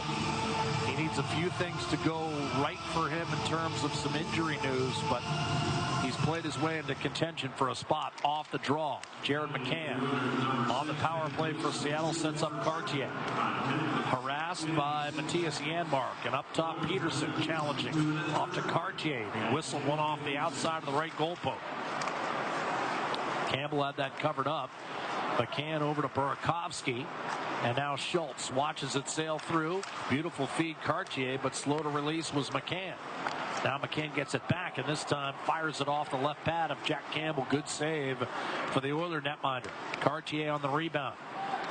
From the right circle, Beniers. He'll get it back from Justin Schultz. Deliver down low. McCann tried to give it to Beniers. Broken up, but not out. Darnell Nurse got a stick on it. Didn't get it out. He and CC out there on the Napa Auto Parts penalty kill. Peterson and Janmark up top. Shot from the point, caught up near the clavicle by Campbell. He had a good look at it. Burakovsky was just hoping to angle one off his pads, but Campbell caught it. Now both teams will shuffle the deck personnel-wise with 1:05 left in the penalty to Gleason, and 8:09 remaining in this second period with the game tied at 1. No scoring thus far in the second. McCann and McDavid, the team's leading scorers a year ago, accounting for the first period goals. 12-1 the shots here in the second for Seattle. Game started 9-1 Edmonton. Since then, 16-4. Off the draw, little feed by Riker Evans from the high slot, pursued by Derek Ryan. He'll move it inside. Yanni Gourde from Tolvanen, who then played it back. Long shot Evans, and that might have stung Vinny Desharnais. Caught him on the left wrist, I believe. Bjorkstrand strides to the top of the right circle, gives it up. Shot blocked against Tolvanen. He'll leave it for Yanni Gourde. Hugging the left half boards. Derek Ryan in the shot lane. Now Bjorkstrand in front, feathered toward the net, and Eberle could not pop it over the left pad of Jack Campbell, who makes the save and keeps it a 1-1 tie with 7:26 to go in the second. And he's hurt right now. Took one off the leg and one off the hand. And Seattle, who were not a great face-off team last season, 50% after the first period, but they've won the 2 draws on this power play. The Oilers have never got the puck out of their own zone. Eberle against Janmark, who this time wins the face-off. Nurse failed to clear. Bouchard tied up in the corner with a couple of members of the Kraken. Battling hard as Gourde flicked it back to the high slot. Briefly held in by Tolvanen, now carried out by Janmark. He finds Warren Foegele to Janmark. A backhander to kick save made by Philip Grubauer. That shorthanded chance developed out of nowhere, and Edmonton back at full strength. Eberle down the middle of the ice, and that was flubbed by Bjorkstrand. He had a good look, wide open in the slot. Got it back from Gourde, slammed it off the side of the net. Gourde kicks it out to Adam Larsson. Fed along by Dumoulin to Jaden Schwartz, defended by Warren Foegele. He'll trade spots with Bjorkstrand on the left half boards. Foegele stayed with it and muscled it free for a Janmark clear up the right-hand boards. Grubauer, long stretch to Jaden Schwartz. He'll carry it in right wing. Drop past Brandon Tanev. Driving to the net, tried to center, but that went off the skate of Darnell Nurse, who got inside Tanev's sweater and freed the puck up for Evander Kane, who lobs it inside the blue line, put too much on it. It's icing against Edmonton with 6:19 to go in the second period. And the game tied at 1, even as Bob has mentioned. Now, of course, the Kraken have also had a couple of power plays, but the shots, nevertheless, 13-2. Campbell's been solid. Again. And that's why I was careful to say, I mean, you know, what we saw in the first period, goals go in like that for Jared McCann, the Jared McCanns of the world, the Connor McDavids. I mean, when you're a goal scorer, you're going to score some goals that you might think, oh, you know, he should have had it. Well, there's a reason they go in for those guys. Here's Wenberg walking in with a backhander and a good save made by Campbell. Stayed square, didn't overcommit. Now Connor McDavid driving in against Brian Dumoulin. Played it fairly well, and when McDavid tried to kick it back into the high slot, it was brushed back inside the Oiler blue line. Cody Ceci up the left-hand side. McDavid to Evander Kane, and from center, he'll hoist it behind the Seattle defense. Played on a bounce by Alexiak. Will Borgen slammed into again, this time by Kane. Shot from the point by Ben Gleason. He had it blocked. That looked like a trip on Borgen as he peeled the feet from out underneath Connor Brown. It was not called, and Alexiak will clear it up to Belmar. He'll dump and chase from center. Retrieved by Philip Broberg. Took a peek. Skated away from Belmar easily and left it for Connor McDavid. Bursting through the neutral zone, chipping it into the open glove of Philip Grubauer. 5:13 to go in the second period, and the game remains tied at 1. We'll step aside from Rogers Place. The final game of the preseason brings Seattle to town. The Oilers and Kraken, Pacific Division rivals, collide tonight before the games count in the standings starting next week. We are tied at 1 with 5. All right, Rogers Place. I'm here with my new buddy Lucas. He's 12 years old, and he's about to spell his way to a signed Darnell Nurse photo in tonight's edition of Oilers Spelling Bee presented by Rogers. Okay, Lucas, you get 2 out of 3 right, and you're going home with that signed Darnell Nurse photo, okay? Let's get your first word for you. Here we go. Can you spell Brown? B-R-O-W-N. Yeah, nailed it. Okay. Okay. Lucas, we're going to make things a little harder for you now as we move on. Your second word is Bouchard. B-O-U-C-H-A-R-D.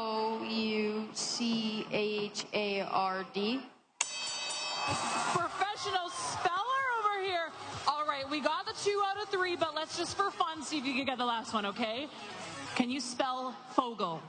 F-O-U-G-L-E. Kind of, but you know what? We only needed the 2 anyway, so 2 out of 3. You got the signed Darnell Nurse photo. Lucas, at 12 years old, amazing, amazing job. And fans, with NHL Puck Drop just around the corner, Rogers Moments wants to send you on a VIP trip to any NHL home opener. Enter at rogers.com/NHL Faceoff.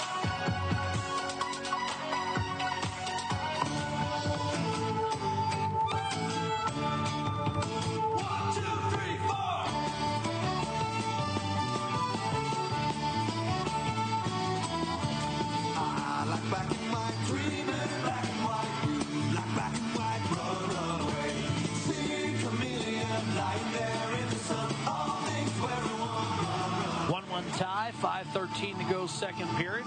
Edmonton and Seattle will meet one another 4 times this year, and off the draw, Vinny Desharnais swings a wrist shot in the general direction of Philip Grubauer. He's able to swallow it up. Kind of a home-and-home deal in November. Oilers will play in Seattle on November the 11th and then play host to the Kraken 4 days later. They'll meet again in mid-January here at Rogers Place and close out their regular season series in early March in Seattle. Hyman off to Leon Draisaitl. And again, Edmonton feasting on Pacific Division opponents the last 2 regular seasons.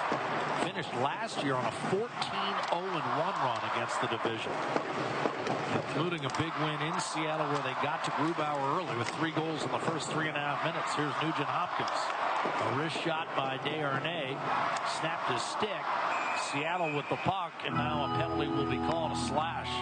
And there was a reason that stick was snapped. And it's going to be a slash handed out to Yanni Gord. Number 37, minor penalty for slashing. Oh, what a story. There's the second power play of the game. Bob, excuse me. Yeah, what a story he's been. He works his way all the way up from the ECHL at a 64-point season with Tampa Bay. Fairly consistent. Second/third line center at this stage in his career.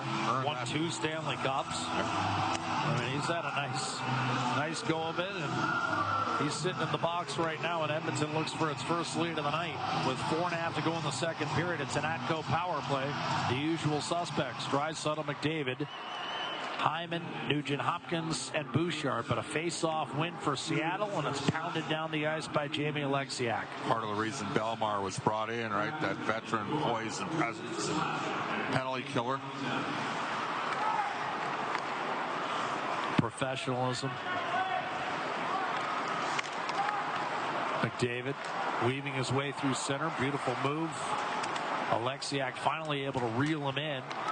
Force the puck free, and all of a sudden it's a 3-on-2 for Seattle, shorthanded if they want it. Left to right comes Brandon Tanev. Over the line, stripped from behind by Nugent-Hopkins, and there's the problem. Now it's a 3-on-1 the other way.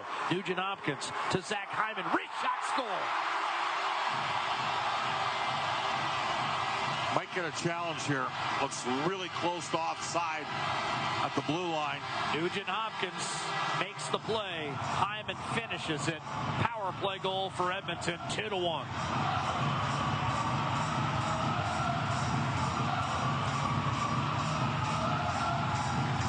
But Nugent-Hopkins reeled in Brandon Tanev, and that's the problem. When you elect to try to turn a 3-on-2 shorthanded against some of the world's best players, you better hang on to the puck, because if you don't, it's coming the other way, and bad things can happen. Well, they're not going to challenge it.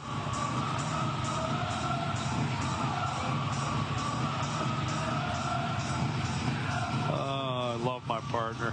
He's already worried about preseason challenges. It's all good, Jack. We're there for you. Would you say you're concerned about a potential challenge on, what, 3 out of 5 goals? Does that say more about me or more about the state of the league right now, Jack? That's true. Here's Jared McCann tumbling to the ice as he tried an off-balance wrist shot from about 45 feet. When he carried it back in, he was offside. 3:29 to go second period, but how about the pursuit? And again, that's why he's been known as that two-way guy for 13 years. Ryan Nugent-Hopkins makes the defensive play at one end and a brilliant feed to the middle to allow Zach Hyman to bury it at the other. That's a good shot by Hyman, but I just didn't have Nugent-Hopkins finally breaking the plateau of 100 points in his 12th year when he never had a 70-point season before. It's quite the story. Yeah, you weren't thinking 100, Bob. You were thinking, well, maybe you can get 70 or 80.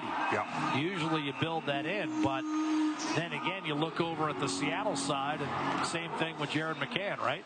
40 goals, 70 points 2 years ago. You would have been laughed out of the building. Sent in deep by the Oilers. Sometimes it's about opportunity. Sometimes it's about late career blossoming. Burakovsky up the gut. Jaden Schwartz receives a pass from Wenberg, who's dropped to the ice by Darnell Nurse. Boy, Wenberg is not a popular player on the Oiler bench right now. Nurse went into the midsection of Schwartz, who then sent Bouchard to the ice.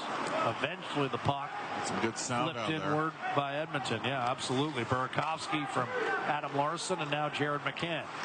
Moving in, left wing, Dumoulin a shot, and that was tipped up and out of play with 2:26 to go in the second period. Edmonton has claimed its first lead of the night on a power play goal by Zach Hyman, set up by Ryan Nugent-Hopkins. The steal at one end, the dish at the other. I think in R&H's case, Jack, as far back as when we were at that draft in 2011 in St. Paul, I think we thought he could be an 80-point guy. I mean, who wouldn't have thought that in his first year when he had 52 points in 62 games? And that was the key. The 62 games, he blew a wheel in Chicago, and that kind of derailed a potential Calder season. Off the draw, Larson backing off. Eberle worked it behind Ben Gleason. I mean, I think at the time that Nugent-Hopkins went down, he was probably the front runner for that award, and the Oilers have never had a Calder winner. Well, Landeskog got the same amount of points and played 82 games, and he got the Calder that year. Didn't he? Matty Beniers, right-hand side. Eberle dropped it back. Beniers a shot to save Campbell. Rebounded Campbell was able to fight that one off against Beniers. Minute 49 to go in the second period, still 2-1 Edmonton. I've often said when you're on a power play that clicks at 32.4% in the NHL, there's a chance you're going to have career highs. Yeah. Well, everyone did. Right. McDavid 153, Draisaitl 128, the most forgotten 128-point season arguably in the last 25 years of the league. Ryan Nugent-Hopkins 104, Hyman 83. So what does Bouchard get this year? Well, if he's running the first unit the entire season, you'd think that 60 points is certainly a possibility. 100%. Vince Dunn had 64 last year. Here's Yanni Gourde at the middle of the ice. Ellie Tolvanen stripped by Nugent-Hopkins, starting up ice with Draisaitl and Hyman. Draisaitl, a little drag move off to Hyman, and that was knocked off a stick by Will Borgen and backhanded ahead for Bjorkstrand. He was checked immediately by Vinny Desharnais, and Draisaitl will carry it back into the offensive zone. Good battle won by Nugent-Hopkins. He's been dogged on the puck tonight. Gets a pass from Draisaitl and shoots it right off the post. Leon Draisaitl, beautiful reverse hit, flattened Tolvanen, then fought off Borgen as well. Back to Broberg. Nugent-Hopkins to Broberg. Draisaitl, Nugent-Hopkins. Broberg with a minute to go in the period. Over to Darnell Nurse. A shot, a save, Grubauer. Leon Draisaitl, Bob, it's evident, recognizes that Nugent-Hopkins is playing at a very high level. He's looking to feed him whenever possible.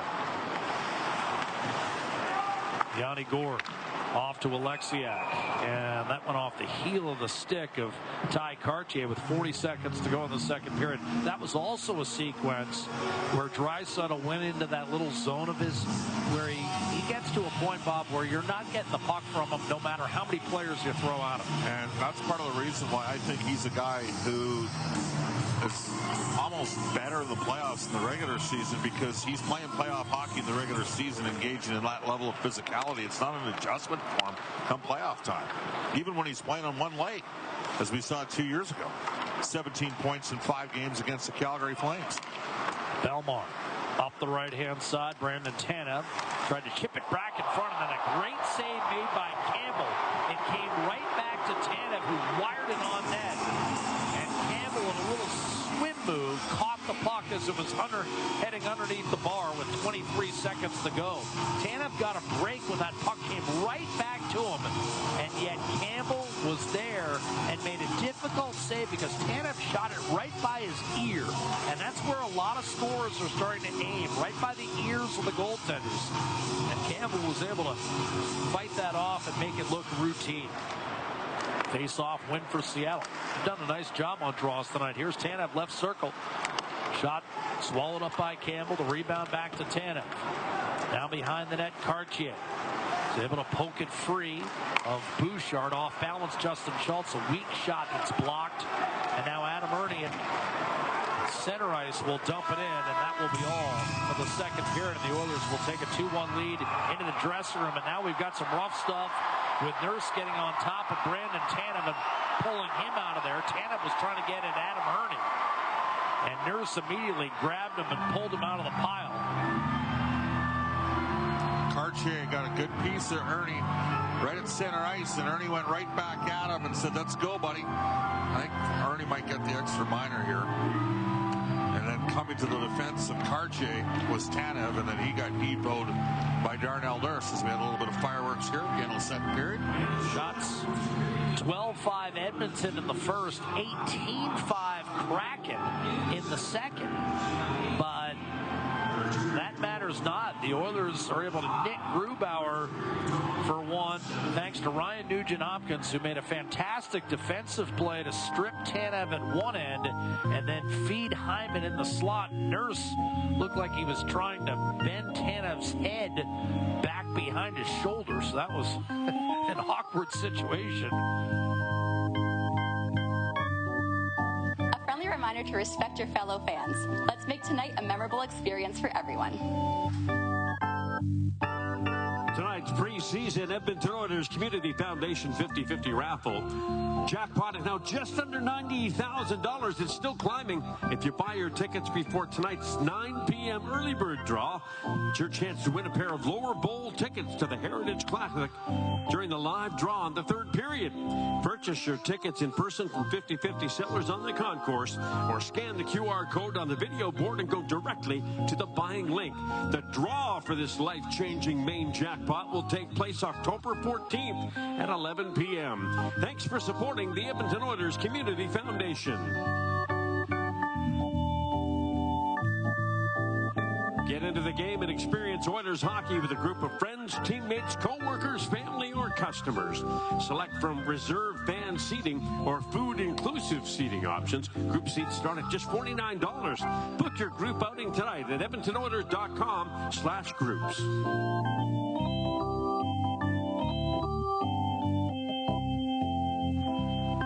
Fans, Molson Game Day Live returns for our season opening event next Wednesday at Central Social Hall downtown. Tons of great Oilers prizing up for grabs, including your chance to win one of 7 trips to see the Oilers on the road in Montreal. The more you attend Molson Game Day Live, the better your chances are at the grand prize in April 2024-25 season seats. Visit OilersGameDayLive.com for more information.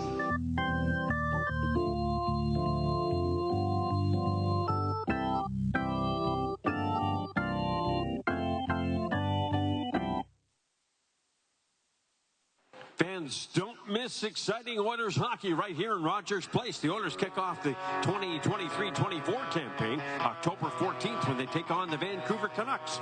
Puck drop for the home opener is scheduled for 8 p.m. You can purchase your tickets for that game and any game this season by visiting EdmontonOilers.com/tickets. And fans, don't miss the chance to score with this limited time deal at the Section 109 Ice District Authentics location. Take advantage of a buy one, get one 50% off deal on Mitchell & Ness products. Get yourself geared up and ready for the season with this smoking hot deal. Available only at the Section 109 location. Make sure you swing by during the intermission.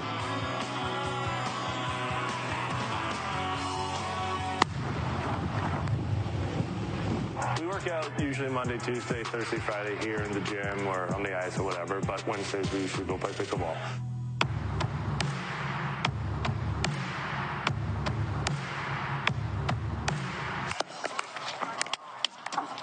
So every Wednesday at kind of like 9 o'clock, we've been going and playing pickleball, and there's a lot of lovely people there that we kind of play a tournament style with.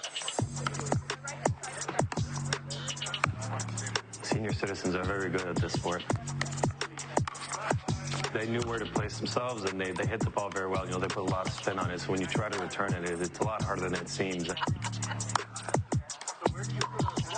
After you serve it, on the return, you can't just go and volley the smash in there. You got to wait for it to bounce, so that makes it easier, I guess, for everybody, regardless of skill, to get good rallies. It's been wide age range, but it's still been really good and then really competitive, so it's been fun. They are way better than you'd think, and some of them, maybe they can't move as well as us or whatever, but they're just so positionally sound. They know exactly where the ball's going. We just appreciate them letting us play with them, so it's a lot of fun.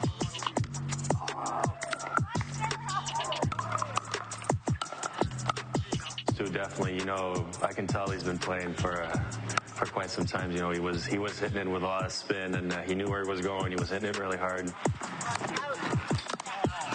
Good work. Good point. Hamlin was really good too.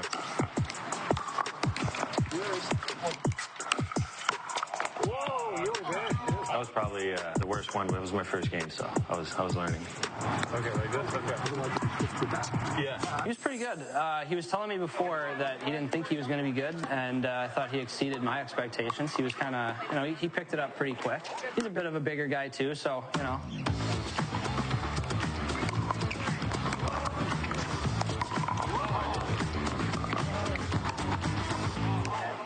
He's still got a lot of work to do there, but it was still fun. Yes, it was. I mean, it was a tremendous experience, and I got humbled. Sounds good? Wow. What a shot.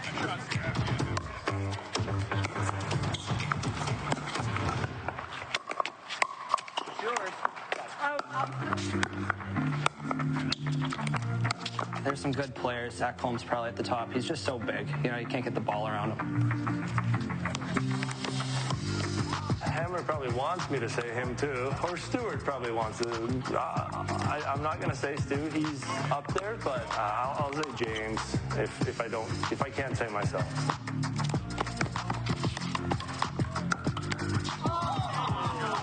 Good shot, Chad. It's been a fun kind of thing just to get away from the rink and still do an activity. All right. It gets competitive, and we usually have the same guys every time. So it's been a lot of fun.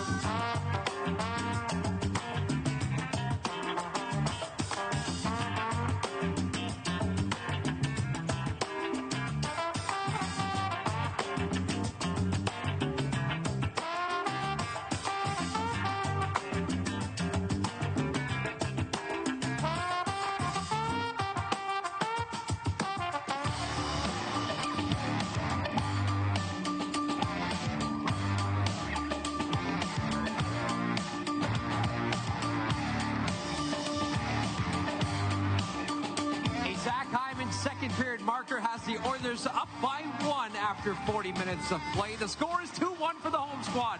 As I'm pleased to welcome you into another edition of the Oilers TV Intermission Report. I'm Tony Brar. You know Paige Martin. And before we get to the hockey talk here, Paige, just wanted to give a quick shout out. Of course, there's two individuals that do such a great job in running the in-game presentation here at Rogers Place. Of course, Lindsay Gullett and Josh Park. Josh Park is actually on the call tonight and in our ears, and we just ran into his father, Travis, who is celebrating his 50th birthday. So a big happy birthday to you, Travis. We just saw him a couple of minutes ago, and he doesn't look a day over 35. But speaking of the 30s, and let's jump up one number to number 36, Jack Campbell, who continues to make his mark with Edmonton. I really liked that transition. That was really nice. Jack Campbell has had a few starts through the preseason, and I think what's been so great to see is his level of confidence that he's come into camp in the preseason with, but also the amount of fun that he's having as well. He's having so much fun out there, and I think that it's translating into how well he's been playing. Yes, he's been making incredible saves, some big saves in big moments, but it's not always about those big flashy saves. It's about keeping your team in the game, and that's exactly what he's done through each of his starts. So I think that Oilers fans can be very excited about what we have been seeing from Jack Campbell, and I mean, credit to that save that we saw in the last 30 seconds of the second period too. And in his two prior starts, he stopped a total of 66 of 68 shots coming into tonight, picking up right where he left off. He's been phenomenal for Edmonton. But let's jump to the other side of the ice, where Zach Hyman made his mark in this hockey game, and a nifty little play here by Ryan Nugent-Hopkins to kind of hold up just enough and buy a little space for Zach Hyman. Right here, just holds up just enough and then gives the puck to Zach Hyman, who makes an excellent move to the slot and buries another in the preseason. I love that Ryan Nugent-Hopkins doesn't give up on this play. It was turned over from the Oilers, and then Ryan Nugent-Hopkins chases the puck back down. He picks it back up, and then he's got Connor McDavid and Zach Hyman coming with him over the blue line. Of course, then he finds Zach Hyman right in the slot, and Hyman makes that wise decision to just pause one moment for the correct shot and makes no mistake.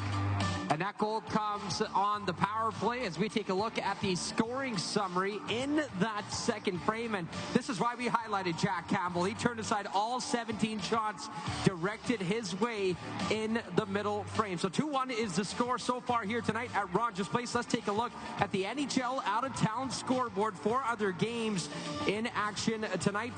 Carolina defeats the Nashville Predators 4-1 on home ice. The New Jersey Devils shut out the New York Islanders. I gotta say, Paige, the Devils, they look legit, led by Jack Hughes, of course. Both Hughes brothers, I should say. 3-0 the final over on Long Island, and 7-4 the final as the Pittsburgh Penguins defeat the Buffalo Sabres. As Sidney Crosby actually got into a fight in this one with Peyton Krebs sticking up for his teammate. Of course, a great leader and one of the best leaders that Canada has ever produced. And speaking of Canada, an all-Canadian matchup. It's 1-1 after 20 minutes of play between Calgary and Vancouver. So, of course, Paige, this is the final tune-up for the Edmonton Oilers, the final tune-up period. What are you looking for here from Jay Woodcroft's side?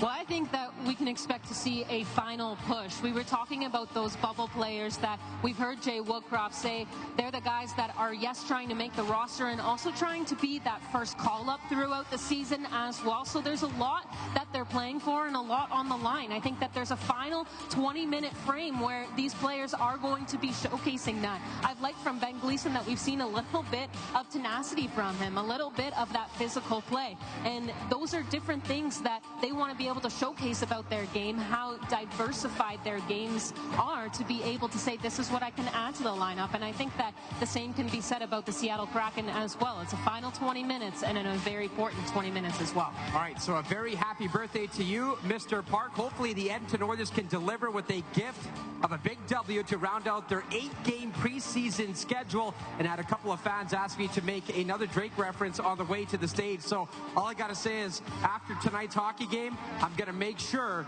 that I listen to that album not until 5 a.m. in Toronto, but until 8 a.m. in Charlotte. Enjoy the second period highlights.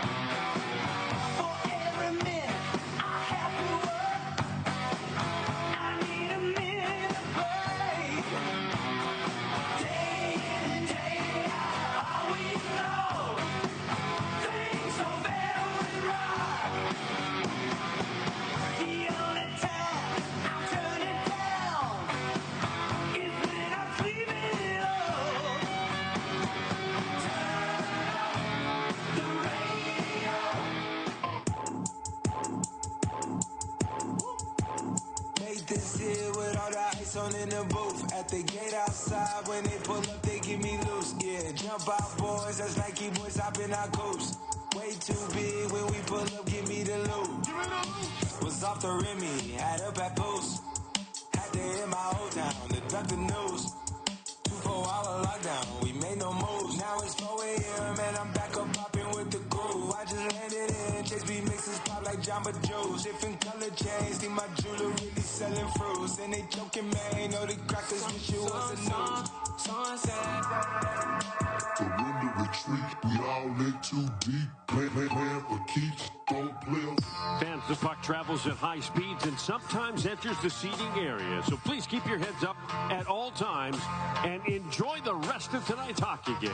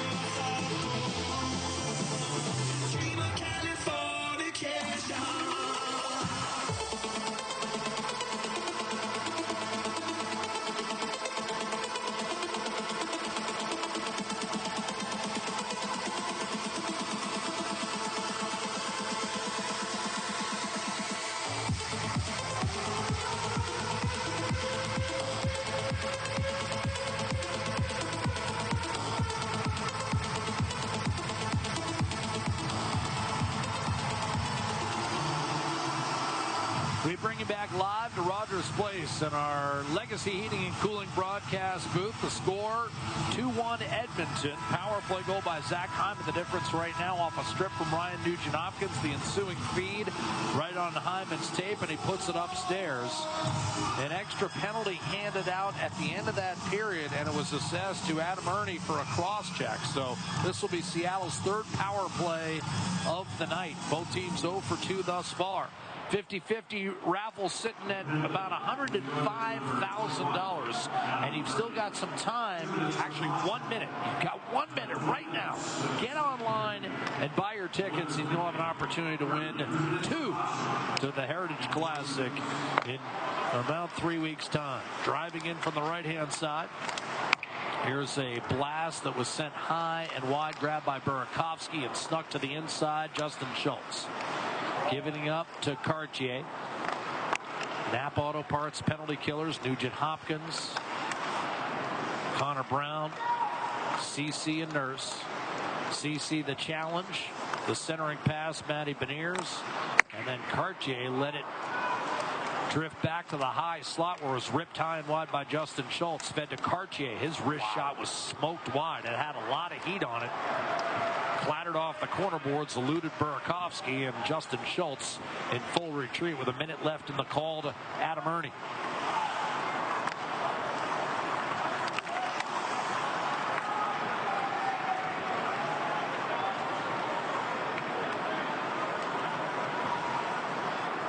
Controlled and dropped back to Jordan Eberle.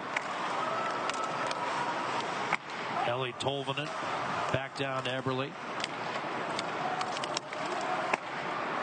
Derek Ryan with a backhand flip off center ice. Carried back in Tolvanen. Now Eberle. Poked by Broberg. Left it ultimately in the corner for Tolvanen.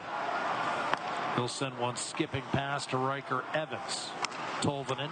Bjorkstrand right face-off dot. Shot missed. High glove on Campbell, and that'll clatter off the glass and all the way back to center. And Adam Ernie prepares to emerge from the box, and this will be another failed power play endeavor for the Seattle Kraken. Taken away by Evander Kane at center ice. Wrist shot, score! Posted in. 3-1 Edmonton. A rocket from Evander Kane, and the Oilers extend their lead to a pair of goals. Well, that was just an absolute bomb by Evander Kane. I mean, he got all of that. Jack, I got to tell you this right now. That, to me, that's the best shot we've seen him snipe since he suffered that wrist injury last year. I mean, he got everything on that. That was a laser. Must have picked up a piece of the stick on the way, because it took off and it got up in a high heat in a hurry on Philip Grubauer. And it was Yanni Gord back, and it did deflect off of Gord's stick. Kane at 2:04, and the Oilers extend to a 3-1 lead.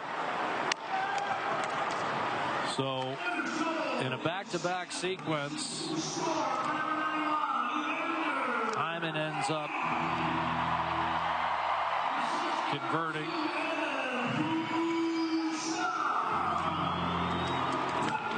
And then Seattle fails to capitalize on a power play, and the Oilers come right back the other way and push their lead to 3-1.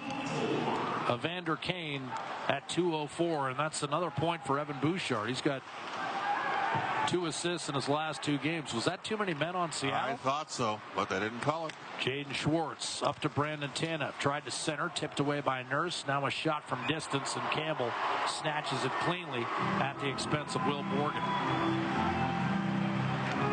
Well, the Oilers up 3-1, and if they should close this out, it would be 5-2-1, the preseason slate.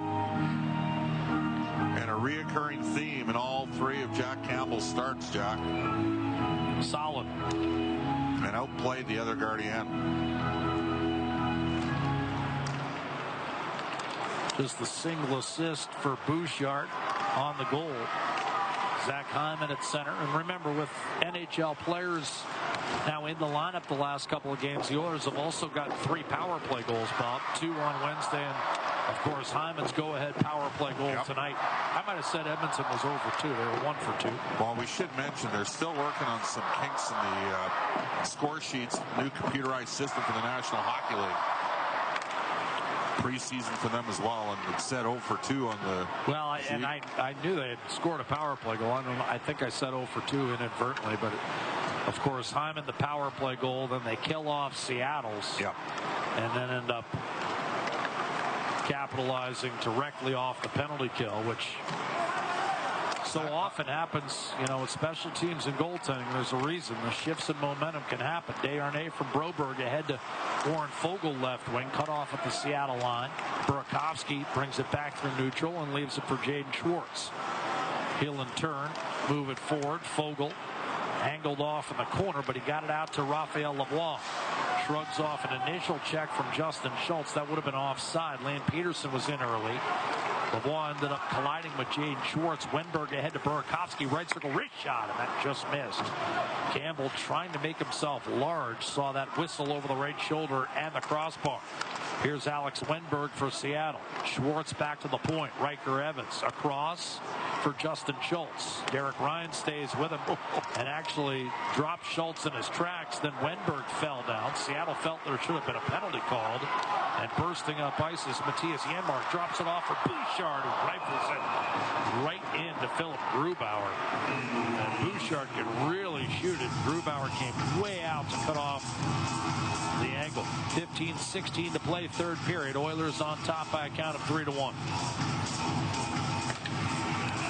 Derek Ryan, after I think they missed maybe 2 calls against Seattle, Derek Ryan very lucky not to maybe taking an interference on Schultz. That certainly looked like a penalty. For Justin Schultz, who, like Jordan Eberle, is a pending UFA at the end of this season. Former Oilers, along with Adam Larson, Kyler Yamamoto. In Seattle has kind of become Edmonton Northwest, moving in right-hand side. And a centering pass for Pierre-Edouard Bellemare. Shaken off the puck, cleared up the left-hand side to the net with a wrist shot. Connor McDavid sticked aside by Philip Grubauer. Kept it alive for Brown. Kane hovering close by. And then chipped out to Tanev. Poked away. Bellemare had it. Cody Ceci shovels it down low for Kane. Wound around the boards and held in by Ben Gleason. Working hard. See whether or not the injuries on the Oilers' back end might result in an opportunity for him.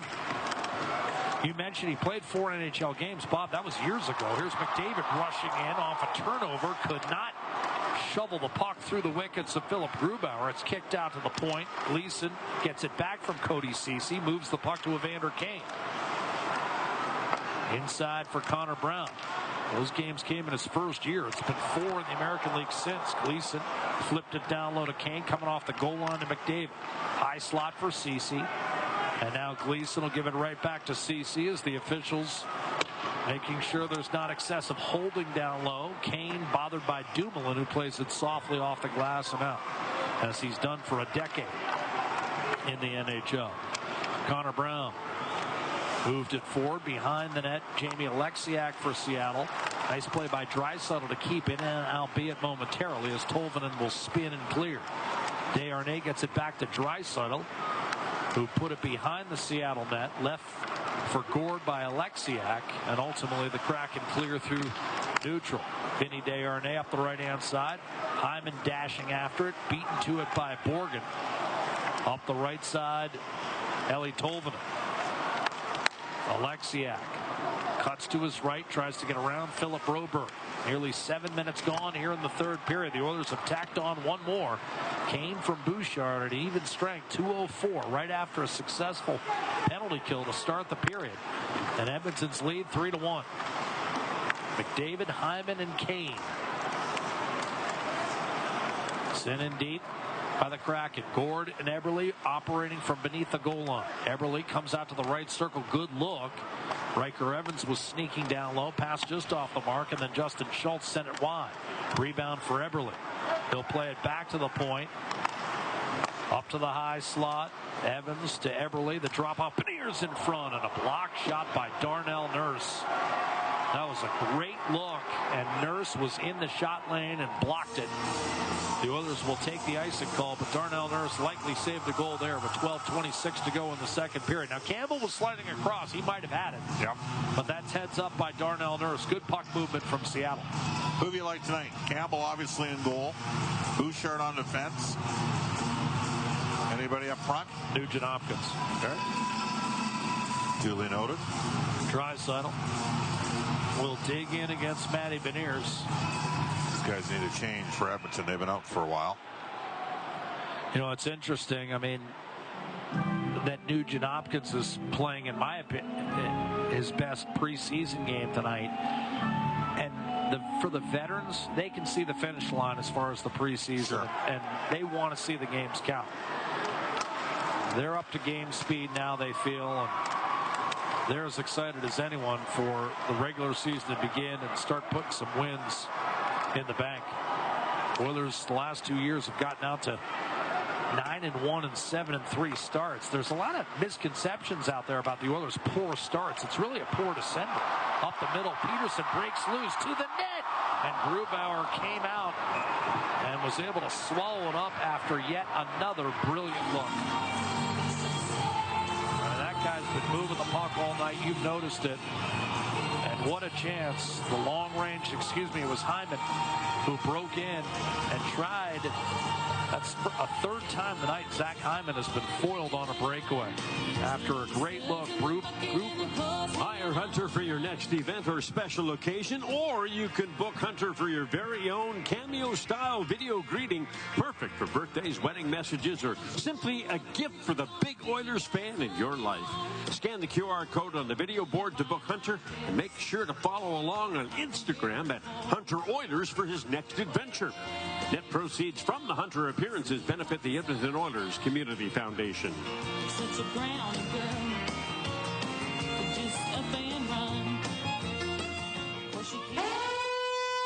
Your attention, please. We have a lost fan. Excuse me, sir. The Atlanta Thrashers don't even exist anymore. They moved to Winnipeg. And the Jets have the night off, so they're not playing either.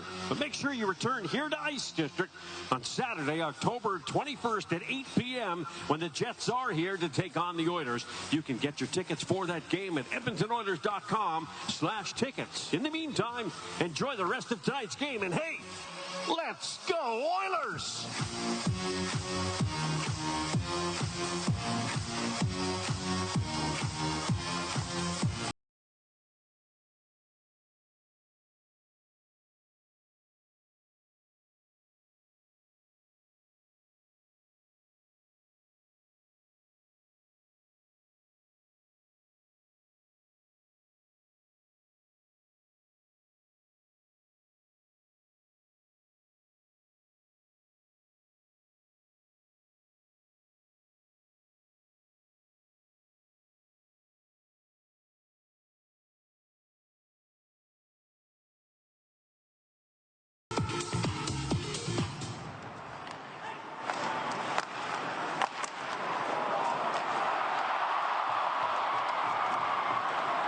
Off the draw, Oilers pressing for more. Already leading 3-1, and it's Gleason with a drive from just inside the blue line. Grubauer makes the save with LeBlanc perched right on top of him. That 6'5" frame, trying to set a screen for his D-man. 3-1 Oilers. Welcome back inside Rogers Place in the Legacy Heating and Cooling broadcast booth alongside Bob Stauffer, Reed Wilkins, Rob Brown. Immediately behind us here on floor 8 at Rogers Place, the final preseason game. McDavid, Hyman, and Kane, the goal scorers for Edmonton, erasing an early 1-0 Seattle lead. Jared McCann, the only man to beat Jack Campbell tonight on 23 shots, none of which have occurred here in this third period for Seattle. They have not gotten a shot on the Edmonton net. Well, they're credited with one. They've been monkeying with that shot clock. I guess it was 22 officially after 2 periods. So one shot in nearly 9 minutes as the Oilers move in left to right. Vinny Desharnais. Peterson tried to make a spin move and had it taken away by Burakovsky. Barrels down the right-hand side. Wrist shot to save. Campbell with no rebound. Square to the shooter, and he put it in his hip pocket with no problem. And those are chants of soup that echo and reverberate throughout the crowd of 18,141. And good crowd. We've had more than 36,000 people back into Rogers Place for the final 2 preseason games, and they've been rewarded with NHL lineups. And to this point, from Edmonton, yes, and a goal spread of 10-3. Now, Calgary had an AHL lineup. This is Seattle's team to start the year. They got a good lineup going. I mean, I'm not sure Vince Dunn's going to be in the opening lineup. He might be unavailable. Not out long term, but he's banged up. Off the draw, Adam Larson briefly held the zone, but the Oilers ultimately get it clear to center. Derek Ryan had it snatched away by Yanni Gourde, who takes a pass from Bjorkstrand. He's loose in the left-hand corner. Steal by Vinny Desharnais, who turns, plays it up the boards. Ryan digging hard and ultimately forces it free of Riker Evans. Taken from behind by Gourde, but that'll be a slash on Yanni Gourde. He came in on Derek Ryan, and although he'll plead his case with 10:31 to go in the third period, the Oilers will be on the Atco power play for the 3rd time tonight. They're 1 for 2. Zach Hyman put the Oilers ahead for the first time tonight with a power play goal 4 minutes into the 2nd period, and that was when Brandon Tanev elected to pursue a 3-on-2 rush the other way short-handed. Nugent Hopkins picked his pocket at one end and fed Hyman for the go-ahead goal at the other. Well, Yanni Gourde got away with tried to get away with the slash that was not a penalty back in the late 1990s. The old woodchopper's ball. It's getting called today. I think the Dallas Stars, that's how they stick check the height of their powers in the late 90s. Darian Hatcher off the face-off, blasted down the ice by Jamie Alexiak, an ex-Dallas Star.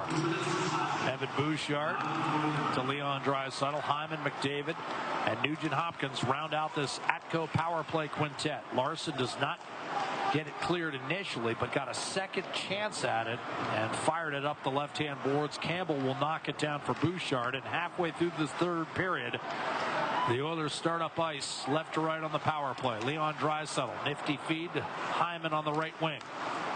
He'll send it around the end boards. Ryan Nugent-Hopkins with the puck behind the net to Hyman. Over to Leon Draisaitl, top of the right circle. From the corner, Connor McDavid out to Bouchard.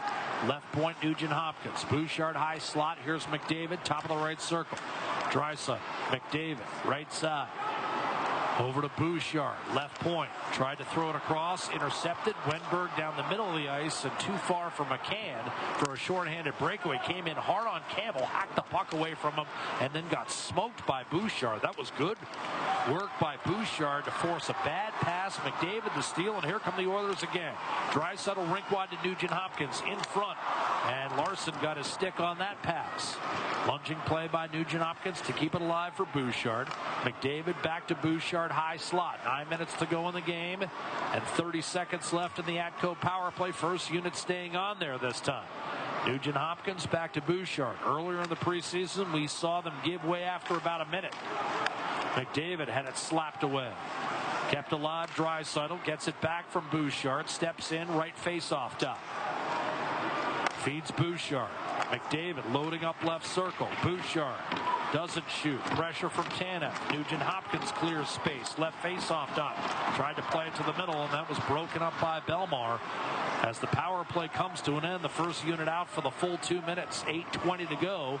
No further damage inflicted by Edmonton. The score remains 3-1 Oilers. Here's Ben Gleason. Building steam around Eberle. Touched on by Lane Peterson. Recovered by Dumoulin behind the Seattle net. Justin Schultz to Beniers, sent off balance. Kept alive. Peterson to CC. A shot. That was broken up. Peterson pursuing and ultimately cleared down the left-hand side. Ben Gleason will pick it up for Edmonton. Ram it off the boards. Connor Brown racing after it. Beaten to the puck by Dumoulin and shoveled in by Eberle. Jaden Schwartz, left circle. Put the brakes on. From beneath the goal line out to Brian Dumoulin. Cross ice. Beniers can't get there. CC will for Edmonton, and Derek Ryan off the boards to Evander Kane. Poked free by Connor Brown and recovered ultimately in his own zone by Justin Schultz. 7.5 minutes remaining in regulation. And Edmonton has scored 3 unanswered goals to overcome an early 1-0 deficit. Jared McCann, the only man to beat Jack Campbell tonight. Campbell, 24 saves. He's given up just 1 goal at this point in each of his 3 preseason starts. And remember, in 4 postseason appearances in last year's playoffs, he played to a save percentage of better than 96. Yanni Gourde to Burakovsky through the neutral zone. Kraken attacking right to left. Broberg comes over and thrusts Burakovsky to the ice. Following up, Desharnais. Burakovsky back on his feet, checked by Foegele. Not out of the zone, Larson. Winds it down low, Yanni Gourde. Wrapped up, Burakovsky needs new headgear. Desharnais will not allow Gourde to get free. Back to the point, Adam Larson steps in, dishes off. Evans a shot, save Campbell, again, no rebound. 6:35 to go and some rough stuff in front of the Oiler net. And Broberg physically engaged as well as Vinny Desharnais. The teams have split 50 shots on net evenly, but not the goals. 3 belong to Edmonton, just 1 for Seattle. It's the Oilers by a deuce with 6.5 to go in the preseason. This is Ford Dealers NHL Hockey, the Oilers Radio Network. Here down.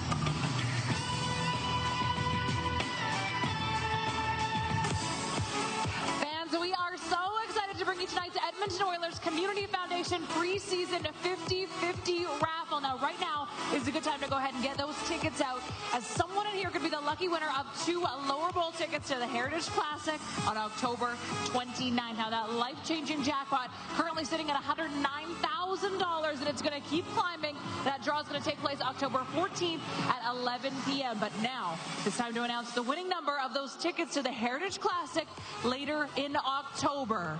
The winning ticket is B1001 18854. Check those tickets. If you're the lucky winner, email 5050@edmontonoilers.com. And thank you to everyone who purchased a ticket and supported the Edmonton Oilers Community Foundation. Right now, I know it's only preseason, but there's no other fans in the league that do it better than Oilers fans. So get up out of your seats and make some noise. It's time for an Edmonton Oilers t-shirt fight!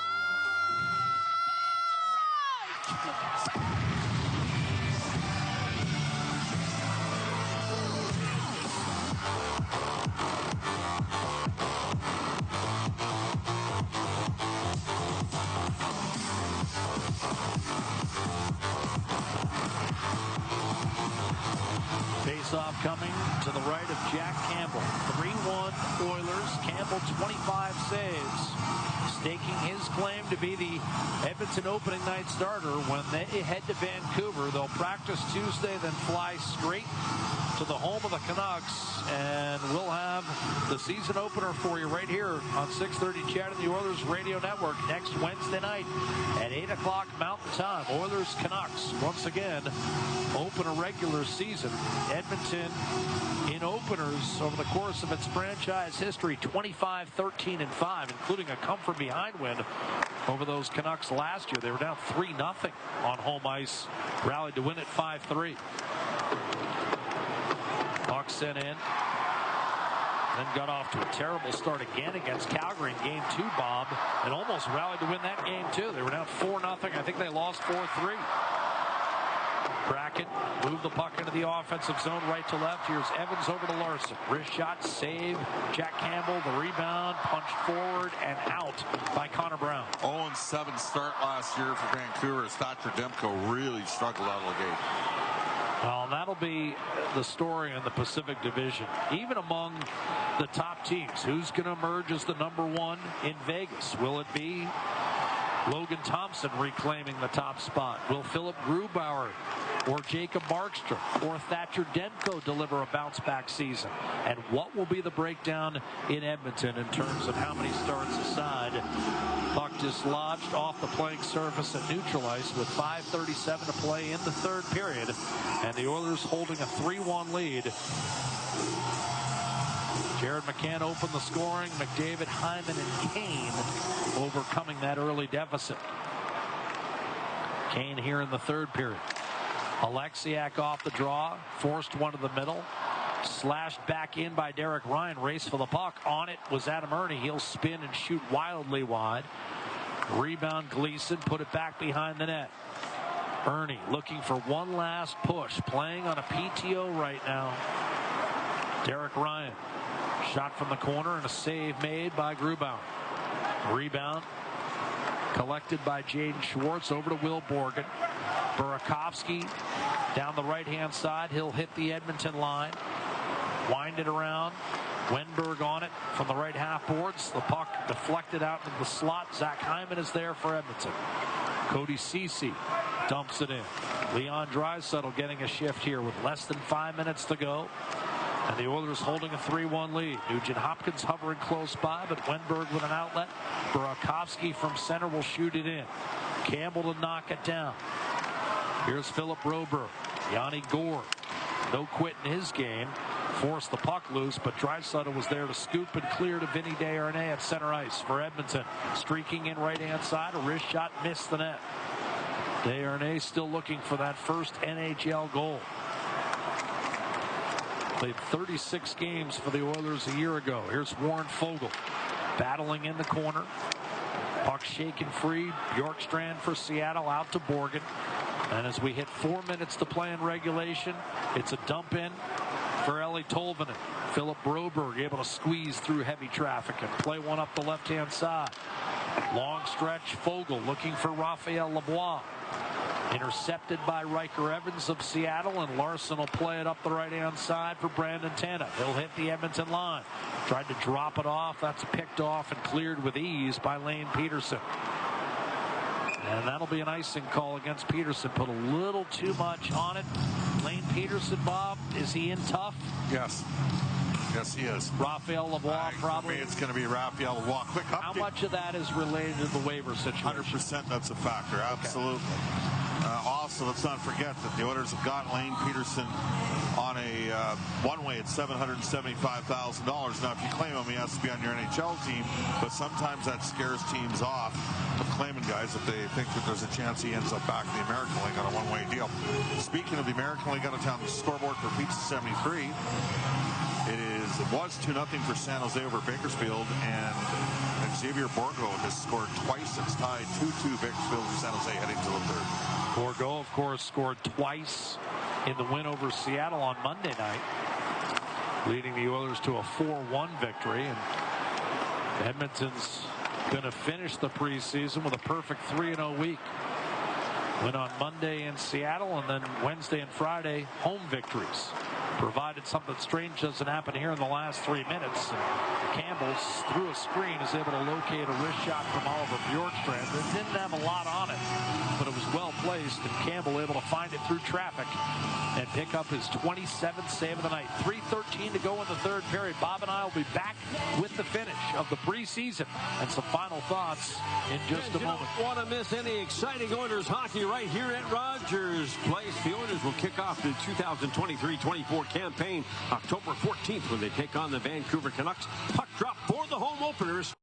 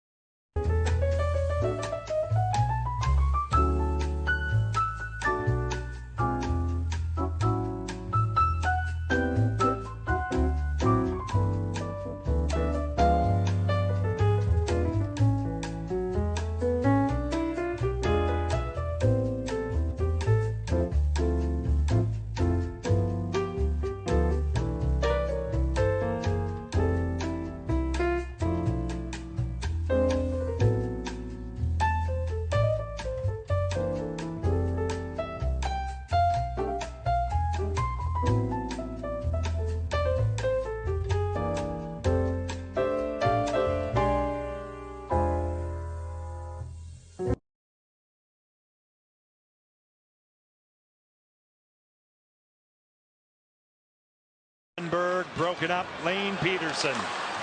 Defended by Riker Evans. He's got it. He'll move it around. 35 seconds left. Ceci. Ricocheted back out. Ben Gleason will settle the puck. 29 seconds left.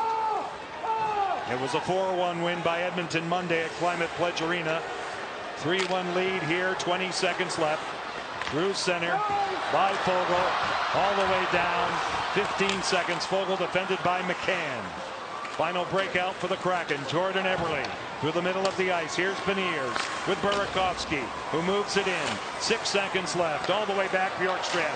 Schultz, a shot stopped by Campbell. Desharnais took care of the rebound. Burakovsky at the horn. That's all. Edmonton picks up the win. Throughout this preseason, Seattle's done a lot of great things. A lot of things that you can bring into the regular season that starts on Tuesday. Now the wins and losses don't matter throughout the preseason. Yes, you'd love to win them all, but everything's back to zeros. Back to zeros it is. Some decisions will be made. The Kraken will practice tomorrow. There's a fan event at Kraken Community Iceplex. We look forward to that. An off day on Sunday, and then the regular season will begin. So for Piper Shaw, JT Brown, and our entire crew, preseason hockey is over. The Kraken finish at 3-2-1. It's an outstanding camp with some young players pushing the veterans hard for jobs. So we'll see what happens, and we'll see what happens for real in Las Vegas. Tuesday, we'll see you in Nashville on Thursday of next week. From Rogers Place, this is John Forsland. Good night, everybody.